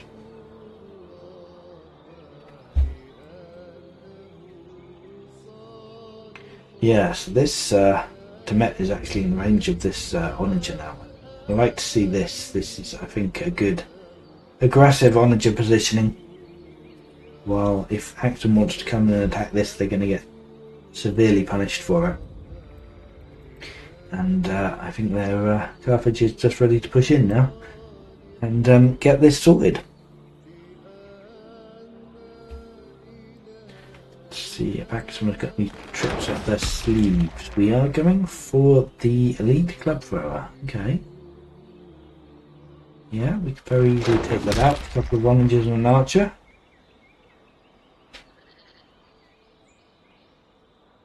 Question is, I suppose maybe he wants to move that archer off the fort, potentially taking 8 damage there.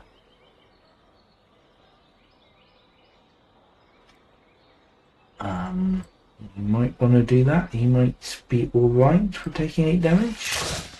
Looks like he is. Okay, so he's definitely eating an onager attack there, unless he does something about that, but I don't think he can. Alright, well, we've killed a rebel and a club thrower. What else you got, Axum? And we kill an axe. Maybe we could disarm that axe. Do a decent amount of range damage to him. Yeah, I can't imagine that we would struggle killing this axeman. And we could be standing in a fort as well. Be nice to see. This axeman here is also quite vulnerable, not in any cover. We've got a chariot lurking in the wings, which Axum can see. And they can see this elephant as well. Ballista here. Just 2 onagers down here and then 3 up here. The Carthage army is definitely thinner than it used to be, but then so is the Axum army. Any prediction how many more turns it takes Carthage to take Marauder win? Well, there's a question. I think Marauder is quite well defended, I believe. They've got walls up, certainly, so they've got 30 HP.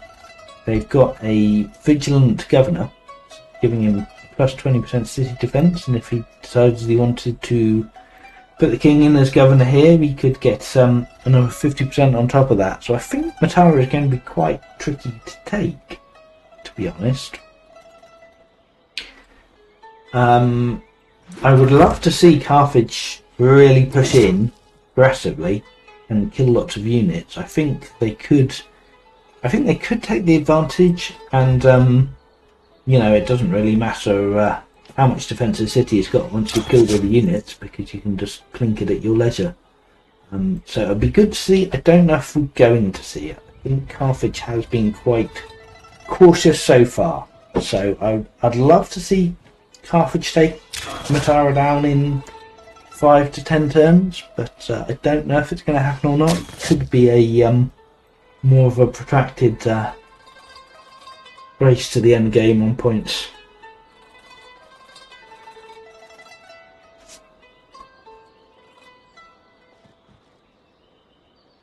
Interestingly, it doesn't look like Axum is keen on moving forwards into the fort, into onager range, which, okay, fair enough, I can understand not wanting to be in onager range.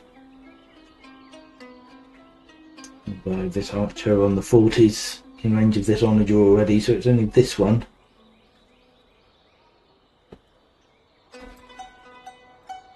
yeah, I think if Carthage went a lot heavier on rushing units out, barged their way in, started killing stuff, then they could probably clean up fairly easily.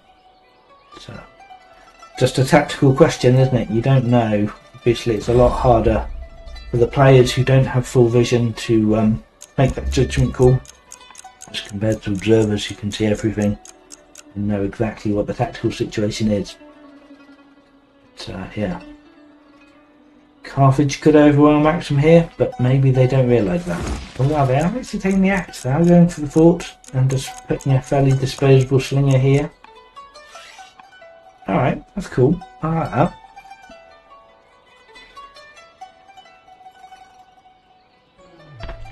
Elephant's doing 8 damage to the onager here. Yeah, elephant into these units here. We could probably do a fair amount of damage, I would imagine. So, Axum lost 2 units that round. Axman and Elite Club Thrower. 11 strength off the board. We have got tech-wide. We finished a decree, so we're actually got 51 orders this turn. Because we're spamming decrees in Minneapolis, which is every 2 turns, getting another 6 orders. That's always nice. We're going for mana. We just got monasticism. So we could get monotheism for another 13 orders a year. Wow, okay, that's huge. So yeah, you can easily adopt that law for another 13 orders, and then yeah, mana and crossbows. I think once Carthage gets crossbows, that's going to be the death knell. I think we probably don't need to wait till BPs for this game to be over. But the question for me, I suppose, is whether Carthage can finish the game before that. I think they can. Up to 71,100 on the population ambition. Do we have ambition victory on? No, just points in time. Okay. What have we got event wise? Ancient Temple, we could get an Acolyte. Oh, but risk the Kingdom Curse, dangerous. We could just get free 510 stone, which is insane amount. Ooh, annoy the religion head or lose legitimacy. Yuck. I think you want to be doing. Alright, so we've just taken a couple of honorable attacks. This archer's nearly dead. No great route chain there. Matara has now finally started taking some damage. Not rush out Matara anymore. I don't think he has been. Still dealing with rebels in the capital, which Carthage has vision on. We have taken promotion on the axe, shield bearer. Can we go in and crack some skulls? Yes, we are. Ballista is. Ooh, wow! Oh, that's beautiful. Okay, that's a nice setup for a route chain if ever I saw one. Oh, it's going with the chariot. Yeah, nice, nice. Yeah, easily take an attack on the. Alright, this is looking like Carthage is going for it, and I'm here for it. I love it. I think this could be quite decisive now, especially if we can route for another couple of archers. Finish off this archer as well. It's going to be devastating. Already got 2 kills. We've still got 28 orders to play with, and quite a few units. Mainly archers, but that's okay because they're not in forest cover. But that's probably preferable because they can actually attack.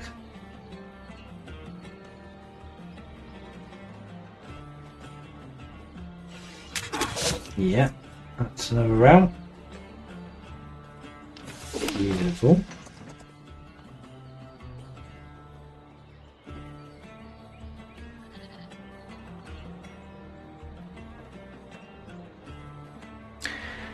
Getting caught up after the Alcross Bludge match. Looks like this has been a continual slugfest. It has been a slugfest. They have very much been going at it undecisively this entire session, in fact. Yes, it's for the last however long we've been streaming for. 2 hours? Hour and a half. Hour and a half of just completely battering each other, and it's been very even, the fights. Been trading 2-3 units each turn. Literally, the occasional just bit of poking. But yeah, this is starting to look quite decisive for Carthage now. Carthage have got blisters, which they have been making some use of. They're attacking towards mana, which is then going to lead them to crossbows, so they're not too far away from that. And yeah, this is 4 kills now. 2 archers on the Junior Slinger. This Slinger surely is dead. Yes, it is definitely dead. So I don't look like we're getting any more routes here. The elephant still hasn't moved in. He could move the elephant in, I guess doesn't really make a lot of sense to do that this turn. Although panicking the worker and the slinger off the fort under construction and cancelling the construction would be quite fun. A little bit troll.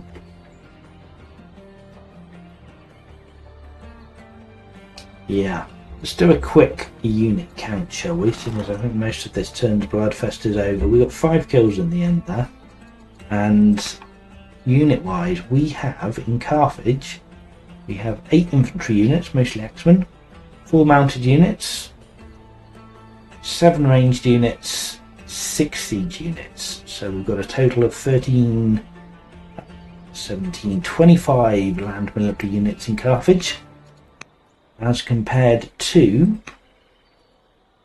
9, 11 in Axum. Yeah, so Carthage has got to be much stronger now, surely. No, they're only stronger. But yeah, 11 to 25. We've got 2 onagers, 3 slingers, 3 archers, 2 Demets and a Chautelet in Axum. That is not really enough, I don't think. I'd like to see some more ballistas popping out. Not sure we're not rushing more of these. Obviously monotheism, if he wants to enact monotheism, then that's another 13 orders a year. That would be amazing for Carthage. Not that he really needs it. He's finally got this camel archer out. Bit sad for him that there's no horses to attack, but still doing pretty decent damage to these archers and slingers there. Yeah, and of course he's flanking Saddleborn, so he can do some great damage when flanking, and camel archers are fantastic at flanking because they're so fast. Whew. Okay, we're back to Axum. See what Axum can do about this. I mean, they can do quite a bit of damage with this Onager here. Unfortunately, they're running out of troops to really do that much. I think we'll struggle to get more than a couple of kills here. We took some events very quickly there. I didn't see what they were, but we've got a new ambition to control 2 elder monks. That feels a little bit ambitious. Especially if he hasn't already been building a lot of them. What's his specialist count looking like at the moment?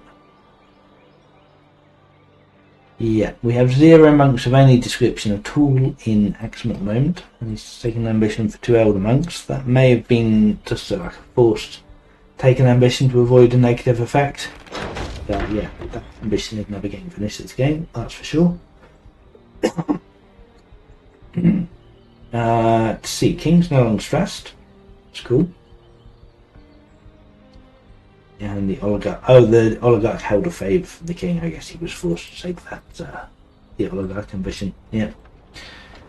Unfortunate. Alright, we've got the onager setting up on the hills behind the fort. I mean, I guess he has to kill the unit in the fort before we can get to that onager, but that feels potentially dangerous. We're out, that's for sure.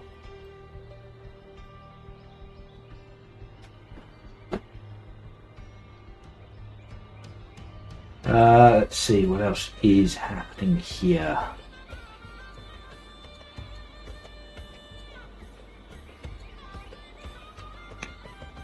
Seen the camel archer. Showing some orders. Alright, so we're killing a chariot. First kill of the round. Can he kill anyone else? Can he kill this axe? And get 8 with these 2 units. If he moves this guy out, it's 13. Could... Yeah, he don't know. Yeah, he's got this demand as well, so he definitely can kill an axe now here. But yeah, that's going to be his limit, I think. And we have, yeah, we do have 2 onagers in range of this city now. And this onager can actually fire into the urban tower behind the city as well next turn. Alright, yeah, this is definitely looking very sad for Axum. Mentioned it during a couple of times. Marauder is my favourite Dark Horse candidate. I mean, seamlessly, relentlessly hammering approach is so much fun. He's certainly... I mean, I love to see it. It's great, you know, viewing the just constant fighting approach, and it's yeah, it's working out well for him. I mean, it's fair play. It's definitely going to be interesting to see if he can make it all the way through the lower bracket and come out on top. We are going in for the onager attack up here. That seems reasonable, I suppose, given this onager is quite unsupported here and can't really hit anything at all at the moment. Yeah, why not? Not just take an attack, maybe force it to retreat. I think it makes more sense for Carthage to focus their efforts down here than it does to worry about this Demet up here at the moment.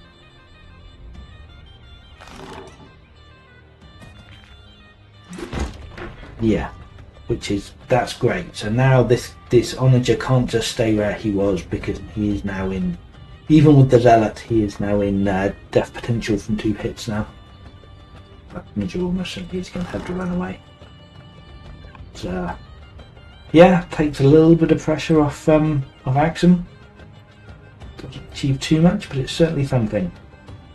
So we're still only sitting on 1 kill though, so it looks like we might be foregoing the option to kill the axe. There's now no military unit in this fort. That's looking even more dangerous for a elephant to come in and rout. Yeah, I'll have to spend some attacks to kill the worker, which I guess is going to gum up the works. In fact, it's not going to be that easy yet. No, it's going to be very easy. You only need 1 archer and 1 elephant to take out this onager. So we absolutely could rout through the worker and kill that onager there. What just moved up here? Not sure. We do have another Shotlai at the capital. They're still fighting rebels. Unfortunately, all of Axum's reinforcements that he's been building back here is just on rebel duty at the moment. We're taking some attacks on the Axum fort here. Okay. Maybe.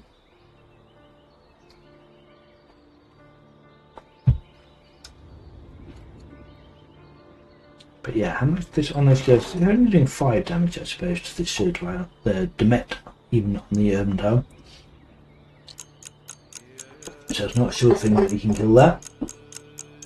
The ballista, of course, is awful. Could actually just annihilate an archer here if you wanted to, which I think would make sense.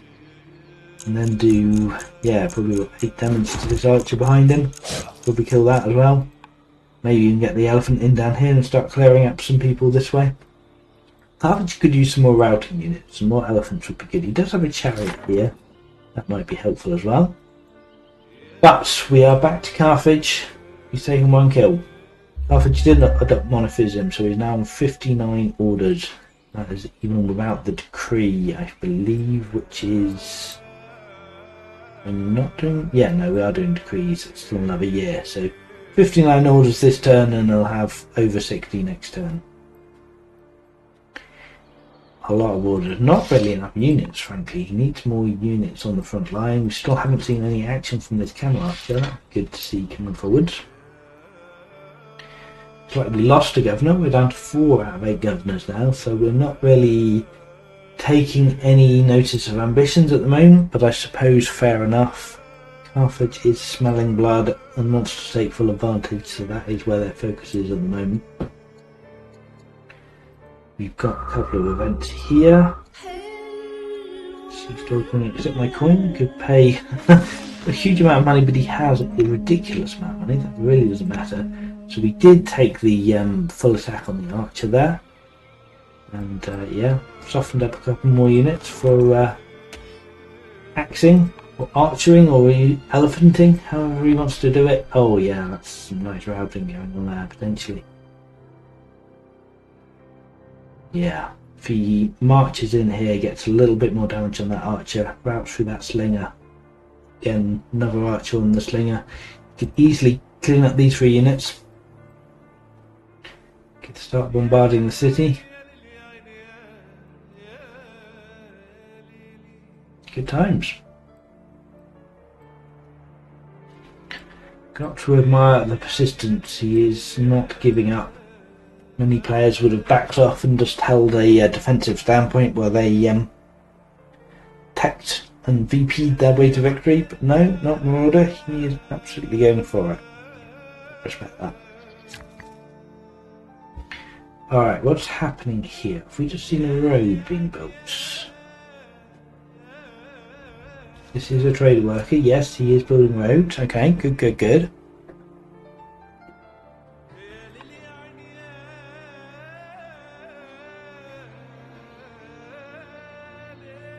Yeah, quite a nice pipeline down from the city up here. Oh right, okay, the elephant is coming in.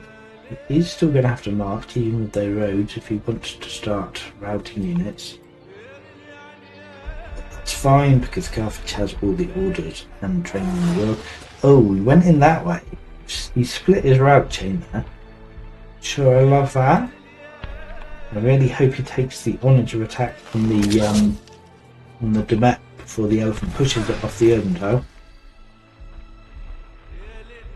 And in fact, if he was going to do that, he could probably have splashed that the unit he just killed there and didn't need the extra attack. Bit of a shame. So yeah, certainly not perfect technical play here. So to be fair, it is easy to see the errors when you're observing. You're not under time pressure and you have full information.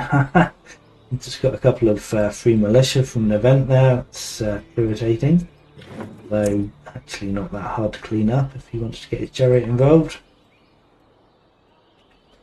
Alright, so this onager can do 5 and then you can panic him for 4. Still needs a bit more damage if he wants to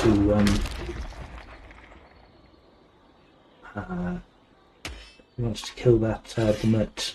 I think he can do it. He's got the archers. I think it's fine.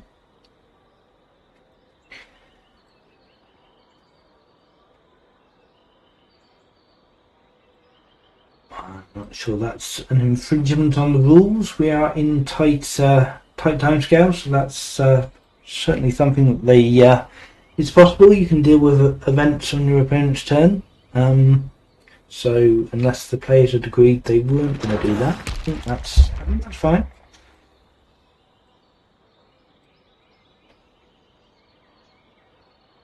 And some events can just spawn a militia without even needing to deal with them, so it's not like he necessarily even would have had to do anything for those militia to appear. Looks like we attacked the city rather than the Demet there. So interesting. Looks like he's going hard for Marauder at this point, rather than trying to kill every unit that he can. Okay, so we're not going to route through the on militia here. We're just setting more onagers up. So we got four onagers here now. There's only 3 of them in range of the city, but even so, yeah, pretty brutal. Hexham does have 2 onagers set up that he can attack with impunity, and yeah, not a lot that Order can really do about those onagers at the moment. One, the city is obviously immune until he takes the city walls down, and this onager being behind this fort here, but with the chokes of the volcanoes, makes him pretty safe. Although of course this chariot could have, I guess he had to come through the slinger first. Yeah, I'm not sure that was the best use of the chariot there. I think I'd rather have seen him go through these militia. I guess it does take out another unit. Running out of time in Carthage, 24 seconds left. Still many orders left and units to use. Let's hope he remembers he can extend his time if he needs to. A little timer extension button here, 388 seconds of timer extension. I don't think he has remembered. He is just rushing his attacks now. Fair enough. Yeah, he ran out of time to actually take an attack with that axe. That is sad. Okay. But killed tree, lost tree, basically.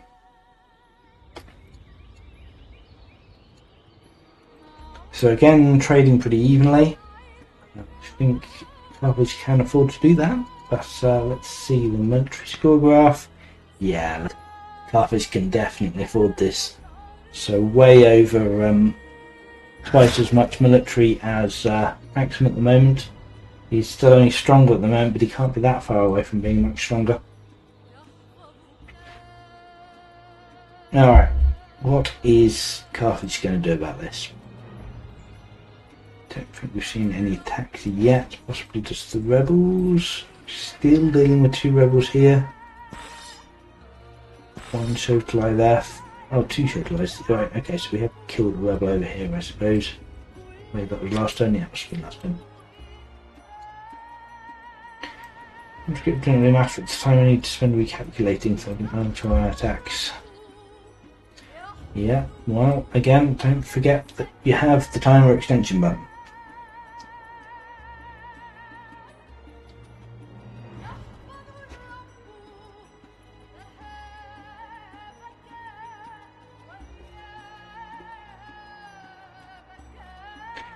Alrighty. Okay, well, we've got 5 minutes of action. We are, wow, going in to kill a... Can he even kill that? Oh, I guess he can with the orange, of course.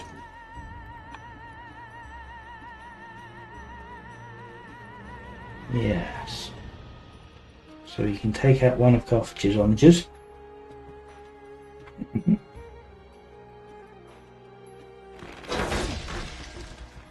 This guy's already attacked, so I think that's probably going to be Carthage's only kill this round. Yeah, the onagers were all attacked. Oh, we could maybe take out an axe from here with an archer, yeah, fair enough. Or even just with a slinger. Oh wow, we could probably... No, of course we can't get these archers down. So in fact we can't take out this elephant, which is a bit of a shame. Do have an archer here, maybe we could rush down. Yeah, I guess he could take out the elephant if he rushed the archer down. Probably would be a good move, I think. Lister can chunk this Demet next turn for 9 damage. He survives, which looks like he will. So yeah, this Demet is almost certainly dying. Another couple of Shotlais coming up from the capital. He's decided that maybe he can't really afford to deal with the rebel here. He's got to come and deal with the existential threat of Carthage bashing his doors down, which I think makes sense, but it is certainly unfortunate to have to leave your capital getting pillaged. Leaders, rebels. Axum has got the 6 grows ambition and is up to 3 grows already. They're making very good progress on that. Let's see, yeah, there's 2 there, so he could certainly get more online if he wanted to. Of course, it's an order situation. Axum has the advantage of not having very many units now, though, so can't spend all his orders on military moves, or at least is finding it more difficult to do that. Alright, he has taken the Axeman out, so that's 2 kills.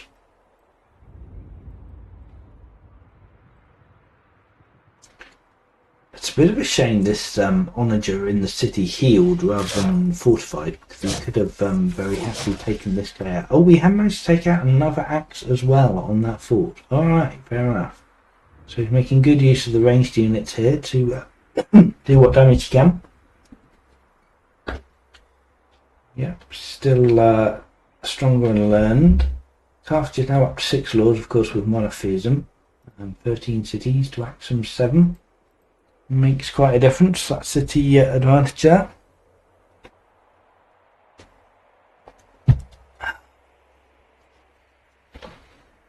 Alright, let's see, we've got 10 hours left. We are out of military units, so I suppose we might as well be building groves at this point. More science and get working on ambition. Yeah, possibly more lumber mills as well. We're 3 turns away from hydraulics, so that will be very helpful for Axum. That doesn't look like Axum is folding here. Rincewind is hanging on, he's keeping playing. He's not throwing the towel in, so he's definitely making it difficult for Carthage, which is absolutely fair enough. And yeah, doing everything he can, trying to claw back an advantage.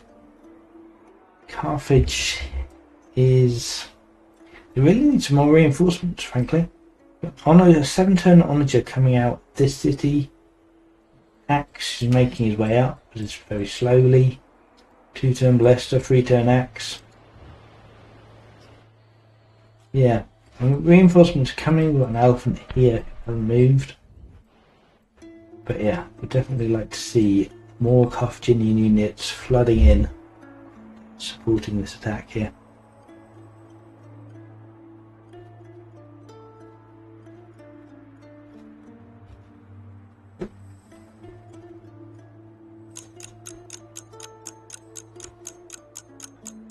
Pretty sure we can't take the city this turn. This onager is out of range anyway, so we'll have to attack this guy. If he chooses to use these 2 onagers to attack the city, that's 9 damage. Still be on 18 health. Ballista could do 4 if he doesn't choose to kill the Demet, which I think would be better. Excuse me. So yeah. Sandstorm going on is not really bothering Carthage that much. Slightly damage to this elite skirmisher, but I don't think that will ever getting used anyway, so that's probably fine. Alright, time moves on. Okay, so this governor of the capital is no longer a rising star, a bit of a shame, but he can get 210 civics out of it, which is certainly nothing to sniff at. Not that Carthage is short on civics. Rushing to more units out would be valuable at this stage. Alright, what are we going to do here? This slinger is quite a pain, he's in the way here. If we've taken the... here on the Demet to the descent, we are going to use the onager to attack the Demet rather than chunk the city down some more. I wonder if the onager will attack the city. It looks like he did attack the Demet. So the question now is, where does the ballista attack? Does the ballista go in and attack Matara? Used a archer and another archer to take the slinger out. Okay. The ballista is now free to chunk this out if he wants. To shuffle his units because they're kind of getting in the way of each other here. Alright, now we're going to... what are we doing here? We still can't quite kill this. If he's going to attack the city with the ballista, I think he should do that now. It will take... in fact, he'll probably just kill it straight out if he does that. Seems to really want the route. Yeah, that doesn't seem like a very... Oh no, he didn't even take the route, he just took an axe attack. Okay. Right, so the ballista is free to come and do some damage. I don't think he wants to... yeah, I mean, that's a fair point. He really doesn't want anything standing on these urban tiles, especially his valuable units, because the onagers here are going to absolutely tear him a new one. But yeah, I think the ballista coming up attacking Matara would have splashed that Demet for 4 or 5 damage would have been very nice. Saved himself a couple of unit attacks there.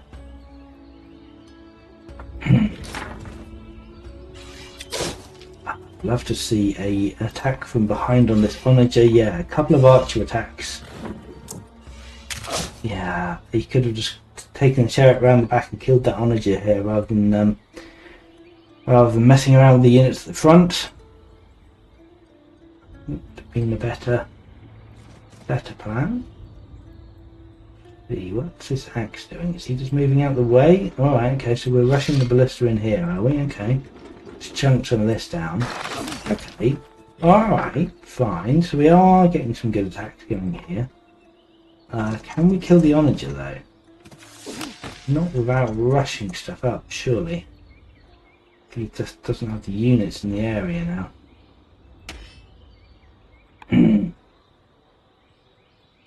Yeah. So, alright, so we took out a couple of archers. He could have taken out the onager. And, yeah, toss up as to what's more valuable there. But I think I would have taken out the onager myself. Yeah. Axe in the fort there, it's very nice. Still haven't used the elephant here. We've still got 25 orders. Oh wow, he's putting the elephant on the... Oh, but the onager can't attack him because of this volcano. He doesn't have a line of sight to that tile. Oh wow, okay, fair enough.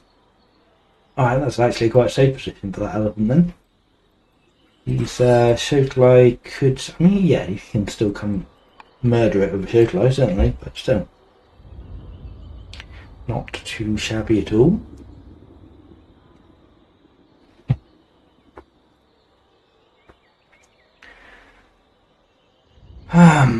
Let's see. 13 orders left. Running out of military units. We've got a axe coming up. This zealot onager.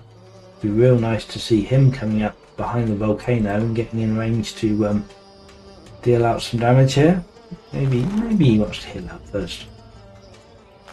So I feel like putting it on the hill overlooking. Alright, yeah, he's going for it. Yeah, this one can only do 4 damage to him. Chunk the city for a good amount. So yeah, he's probably fairly safe there. Especially considering Axum is down to what? 2 onagers and archer in the combat zone.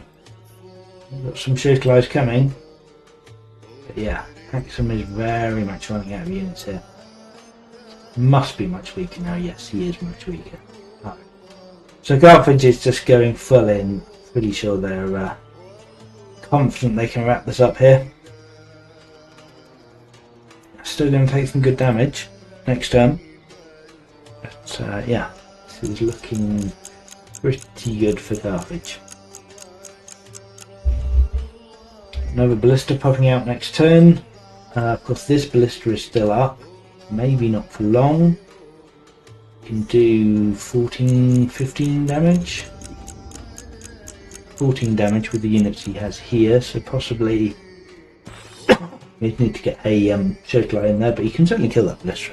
Certainly kill that ballista.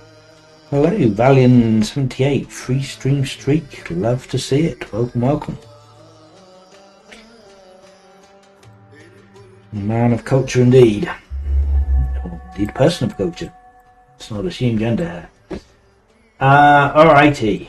So, yes, that was a pretty good round for Carthage. Let's see what Axum has got. We get another unit out of... No, we got a council out of Exmara. I don't think there's any more unit... Oh, there's one more Shotlai out of Shotel Hotel. The only new unit on the board. So military-wise now we're looking at 4 Shotlai, 1 archer, 2 onagers. That is the entire Axmide army. It's definitely has more orders than he can actually use on military moves now. See, we're seeing an archer retreating back this way. What's he thinking of doing with this archer? Surely... Is he just moving out of the way to get a... probably just moving out of the way. Yeah, getting a Shotlai in this fort would be a bit of a pain to have to deal with. Yeah, he's taking out the ballista. Makes a lot of sense. It's a scary unit. Of course, the elephant can just panic the Showlight out of this fort, although he will have to march all the way around the city because he can't just take the one tile unit move here because of zone of control. The elephants do follow zone of control. Oh, Showlight's come and killed him anyway, so he's just taking the chip off the table regardless. Alright. This is looking slightly harder to deal with. It's a bit of a shame the Onager is definitely dying because he can't kill this chariot anymore, I don't believe, unless this Showlight can do it. Oh wow, the Showlight can do 16 damage to the chariot. Absolutely brutal. Alright, so the Prince is making his return. The Heckler Commander Prince. Yeah, that is a tough unit. That's going to be tough to take down. Very tough indeed. Fortunately, he's got a ballista. Carthage has got a ballista coming out next turn, so that will probably do a decent wodge of damage, but even so, probably not. Possibly not enough, I think, to deal with that absolute monster of a unit. So Axum may not have a lot of units here, but they're making them work for them. We've got a force march Showlight here, so we could see another attack. Not sure we can see another kill. No, but we are disarming an archer.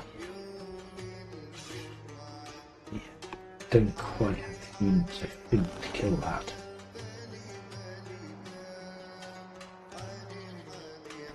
Indeed, anyway, but still, 3 kills is not bad considering how badly. Oh wow, love to see that. Yes, absolutely brilliant. Using that Byrene who's just been anchored there pointlessly for 40 odd turns now. It's actually using it to get a kill. 4 kills. So yeah, Axum, despite being absolutely horribly outnumbered, is actually out-killing Carthage at the moment, or at least equalising their kills, which is very impressive to see. Very good indeed. I don't know if Carthage has now any more cavalry, at least not in the area. We've got an elephant all the way back here. Actually could probably force march in, given coastal movement. No, it might be true. I might just get him with a double fatigue force march into the area, but tricky. Yeah, you probably won't get him to the this Onager, so that Onager survives another day. Yeah, so again, I think Carthage would have been better off killing this Onager when they had the chance, because now it's becoming very hard to kill.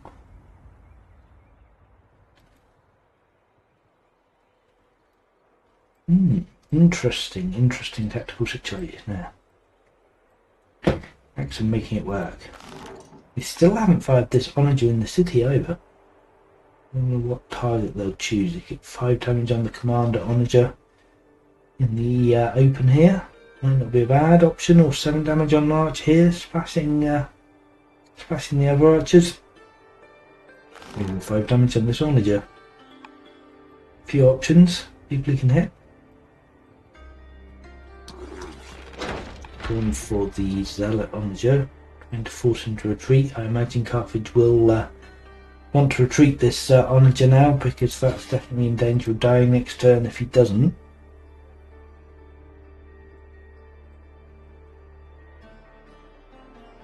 Tense fight.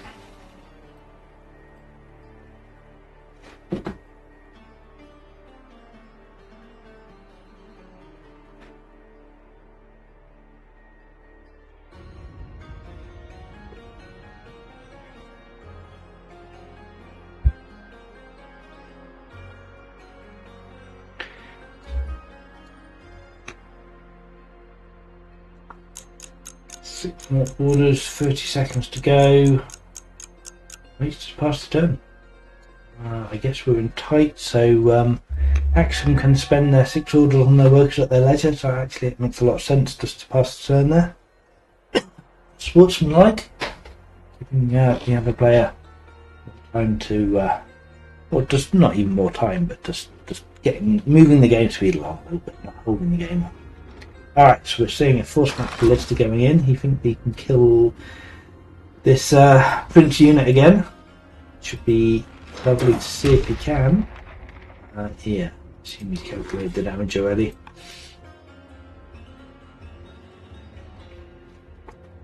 Just need the axe and some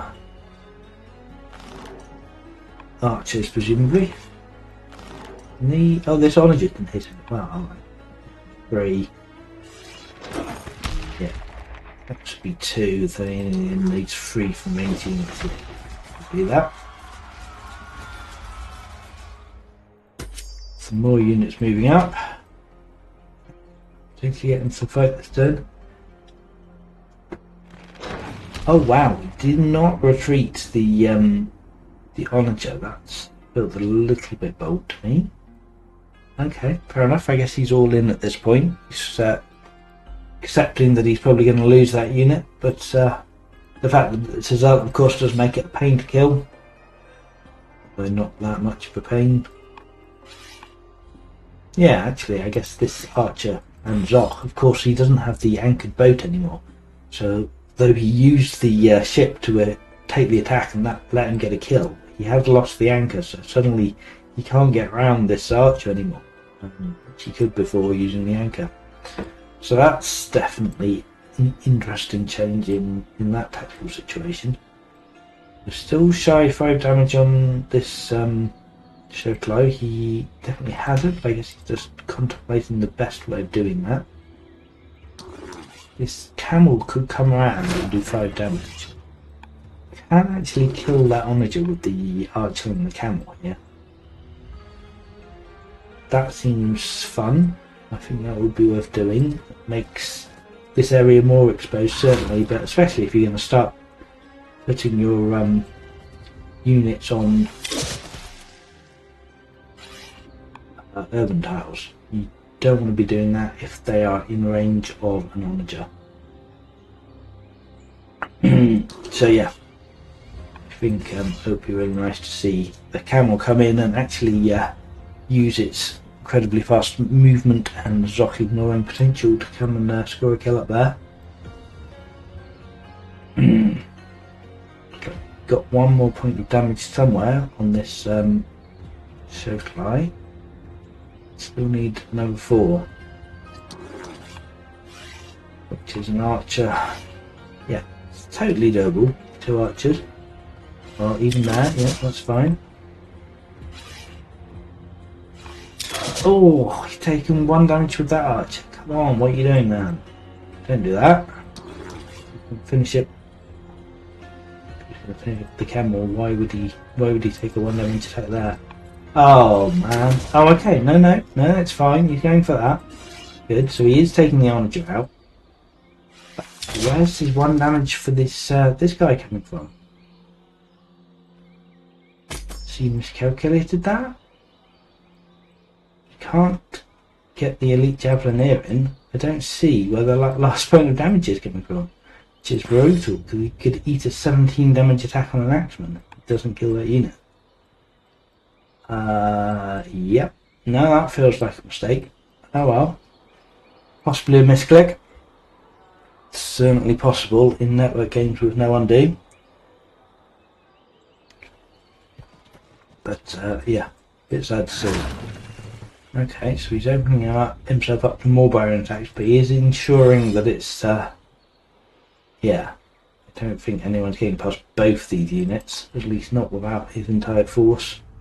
Not very many people, but yeah, not killing that Shirtley. So sad, when he could easily have done it by just moving around a bit further.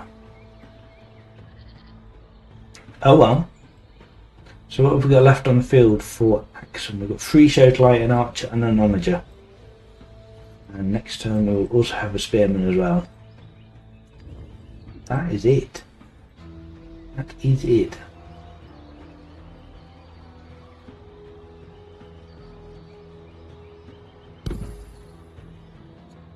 Looks like we placed the ambassador there.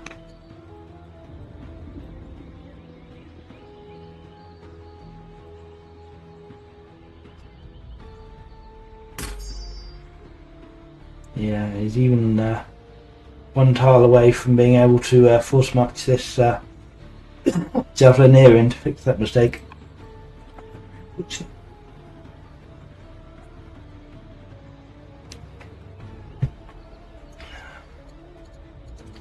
military graph look like now? Yeah, it's plummeting, absolutely plummeting, and both sides are plummeting to be fair, but Carthage is still maintaining over twice the strength. And I guess that military graph hasn't actually updated because, yeah, Carthage is showing much stronger. It's a 250% more strength, 250% of the strength.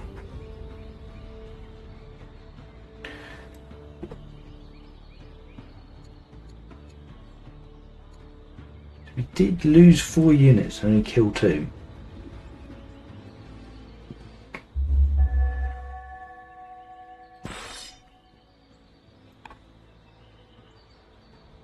Alright, so what is Axiom going to do with their 4 military units? No, 6 military units. GG, alright, fair enough. Fair enough.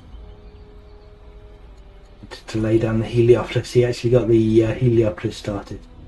Wow. Good times. Alrighty. Yes, Axiom has conceded, fair enough. It's definitely time for it, I think. Indeed. Right, well, let's see if we can get the players in for a post-game chat.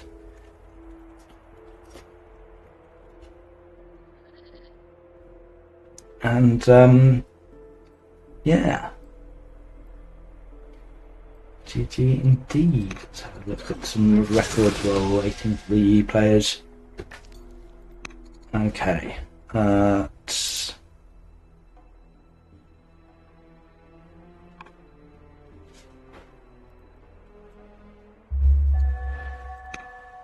we have a convert victory. Hello.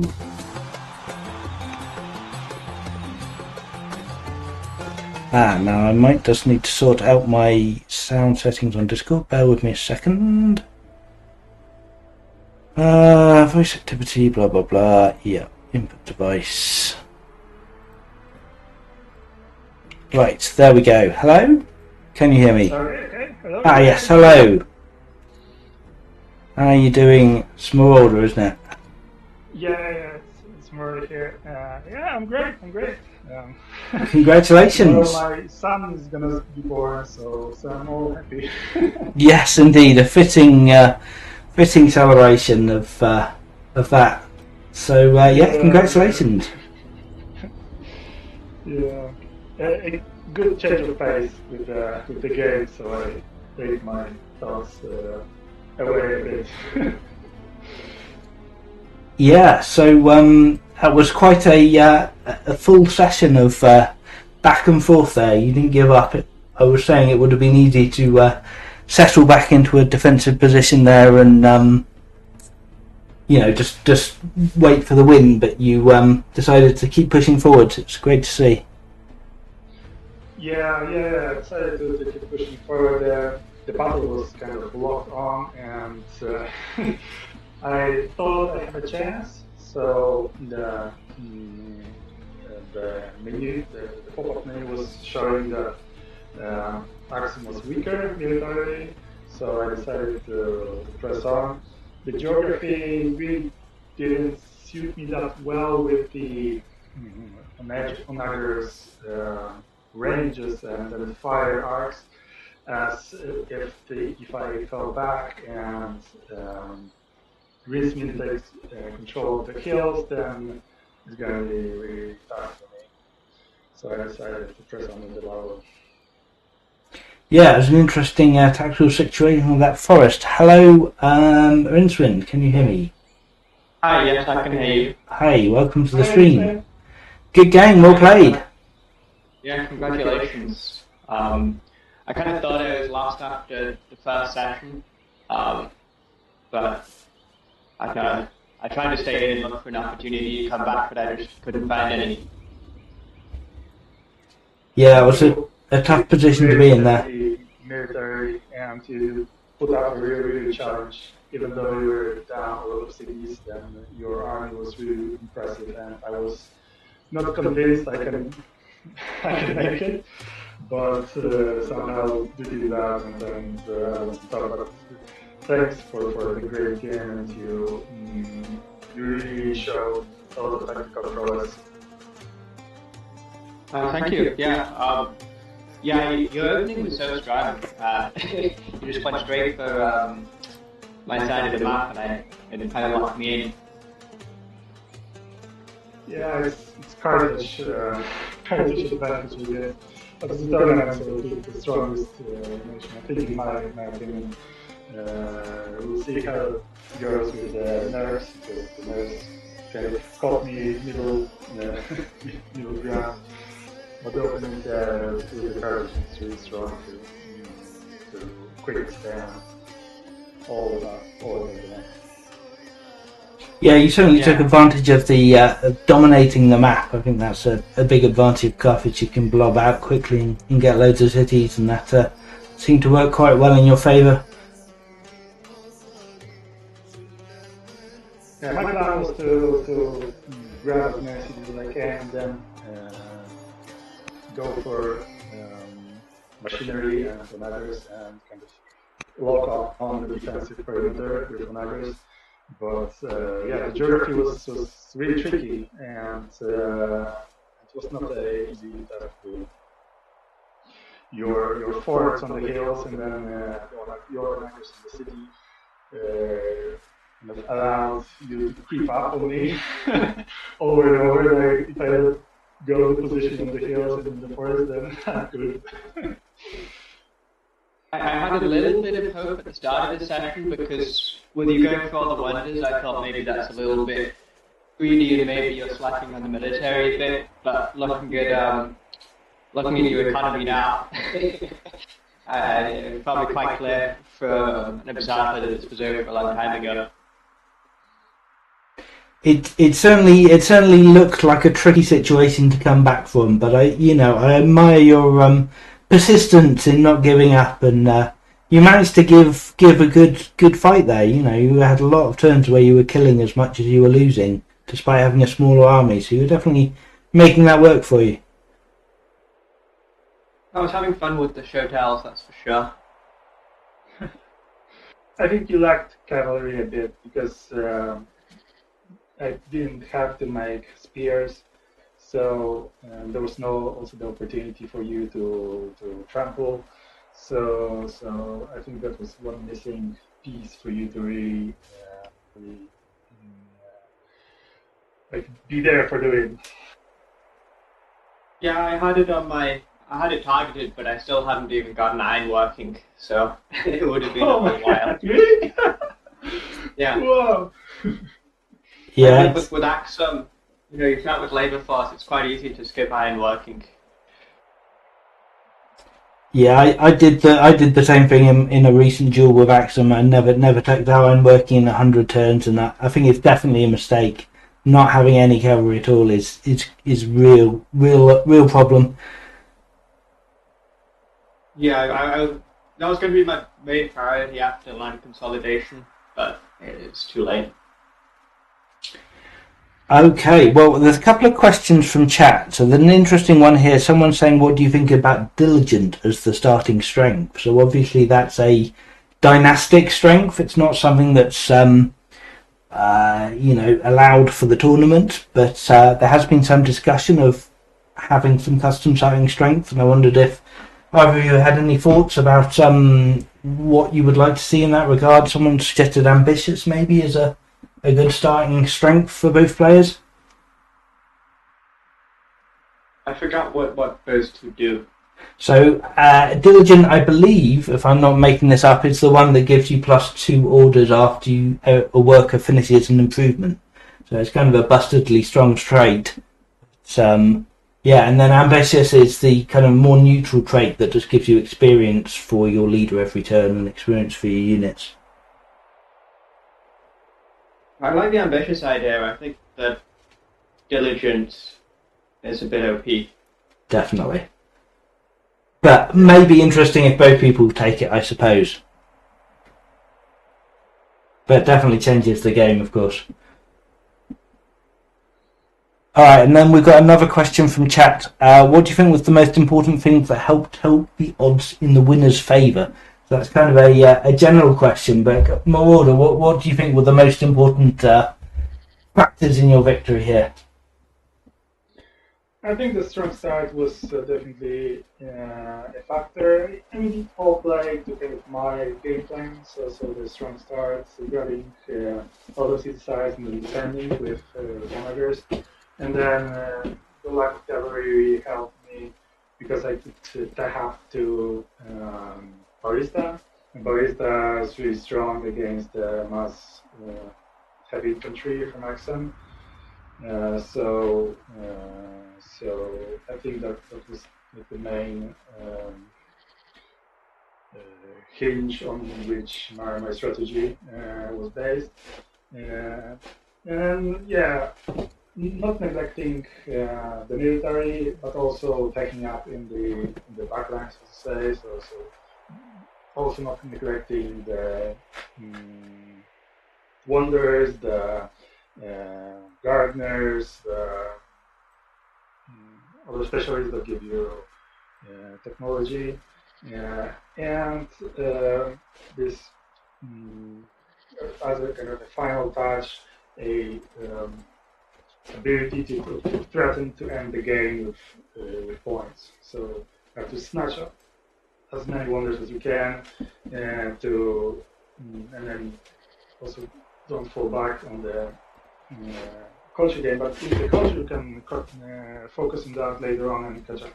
But with the wonders, you cannot. So if you let slip the wonders, then it's hard to produce a lot of points in the kind of mid game around turn 100s.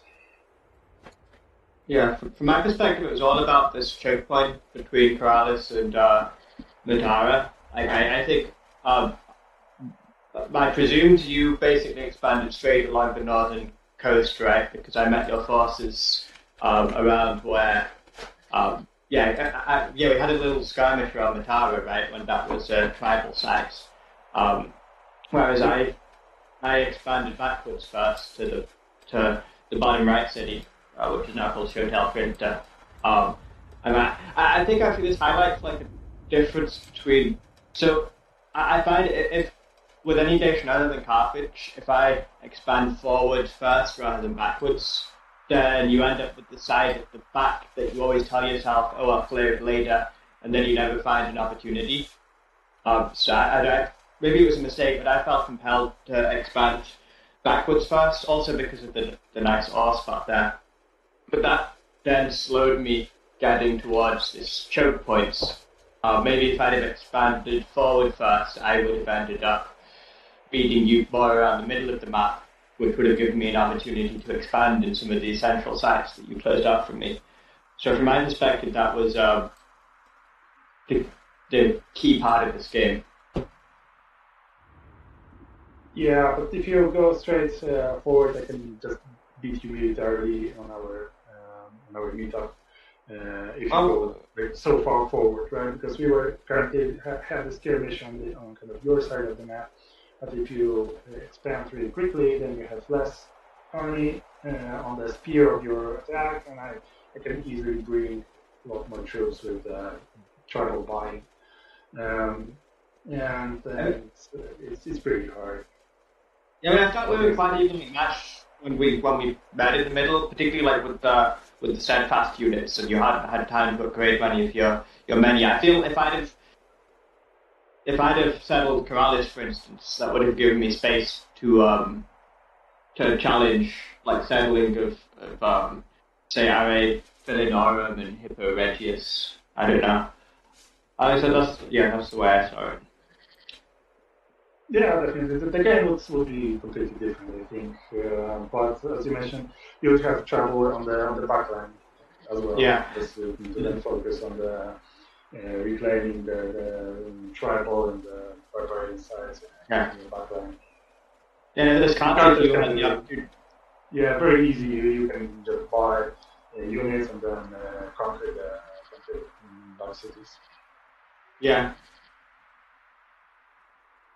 But with I think that was a barbarian site, so with the new patch you wouldn't have been able to do that. So maybe maybe things have been yeah. even. I actually didn't do it. And I lost a elephant trying to come to this side because the patch hit right before right after I kind of posed to take it. I planned before second session planned to buy the troops, but I was not able to, and I failed at tactics and micro, and I lost an elephant to the barbarian. Yeah, I remember that point. Yeah, that was brutal. It was like, oh no.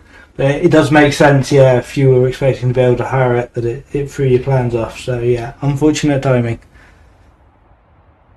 This central city is crazy. I kind of had a dream in the second session that I might be able to bypass Corrales and attack Dane with my early limits to stop you from having all these nice pals. But I never found a gap that would let me do it.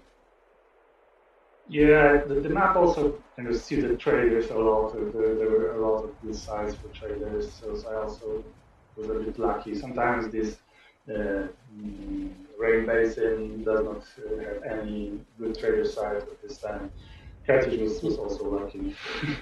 Yeah, I picked this map specifically because you didn't agree to ban Carthage, so I thought, okay, you're going to go Carthage, so I'll go for Pennsylvania so you can trader advantage. But that didn't work out. I mean, I could have had trader advantage because I have traders too. But yeah, I guess I was focused on this unique unit timing, which just didn't work out. Right. I got a bit scared of the timing. The units were kind of so, but the shuttle eyes, they arrived en masse, and I had a lot of problems, I think. Yeah, the issue was I could make them out of my capital, but it wasn't yet. I didn't. When I first got there, I didn't have much training in my capital, so I could only use civics to rush them. I only got my championcy to strong at the start of this session. But yeah, that was around 1070, I guess. So I don't know. I was very impressed, with the theory that straight plate rush. But yeah, I'm not. If it takes an extra 20 turns for your main military city to get to strong, maybe it's not so strong as I thought. It's tricky. You have to get all the elements of it to line up. You have to have the culture. You have to have the science. You have to have the laws. You have to have the civics. So it's it's definitely something that is possibly easier than it looks easier than it is when you see people doing it on stream. It's definitely hard to get it completely right. Yeah.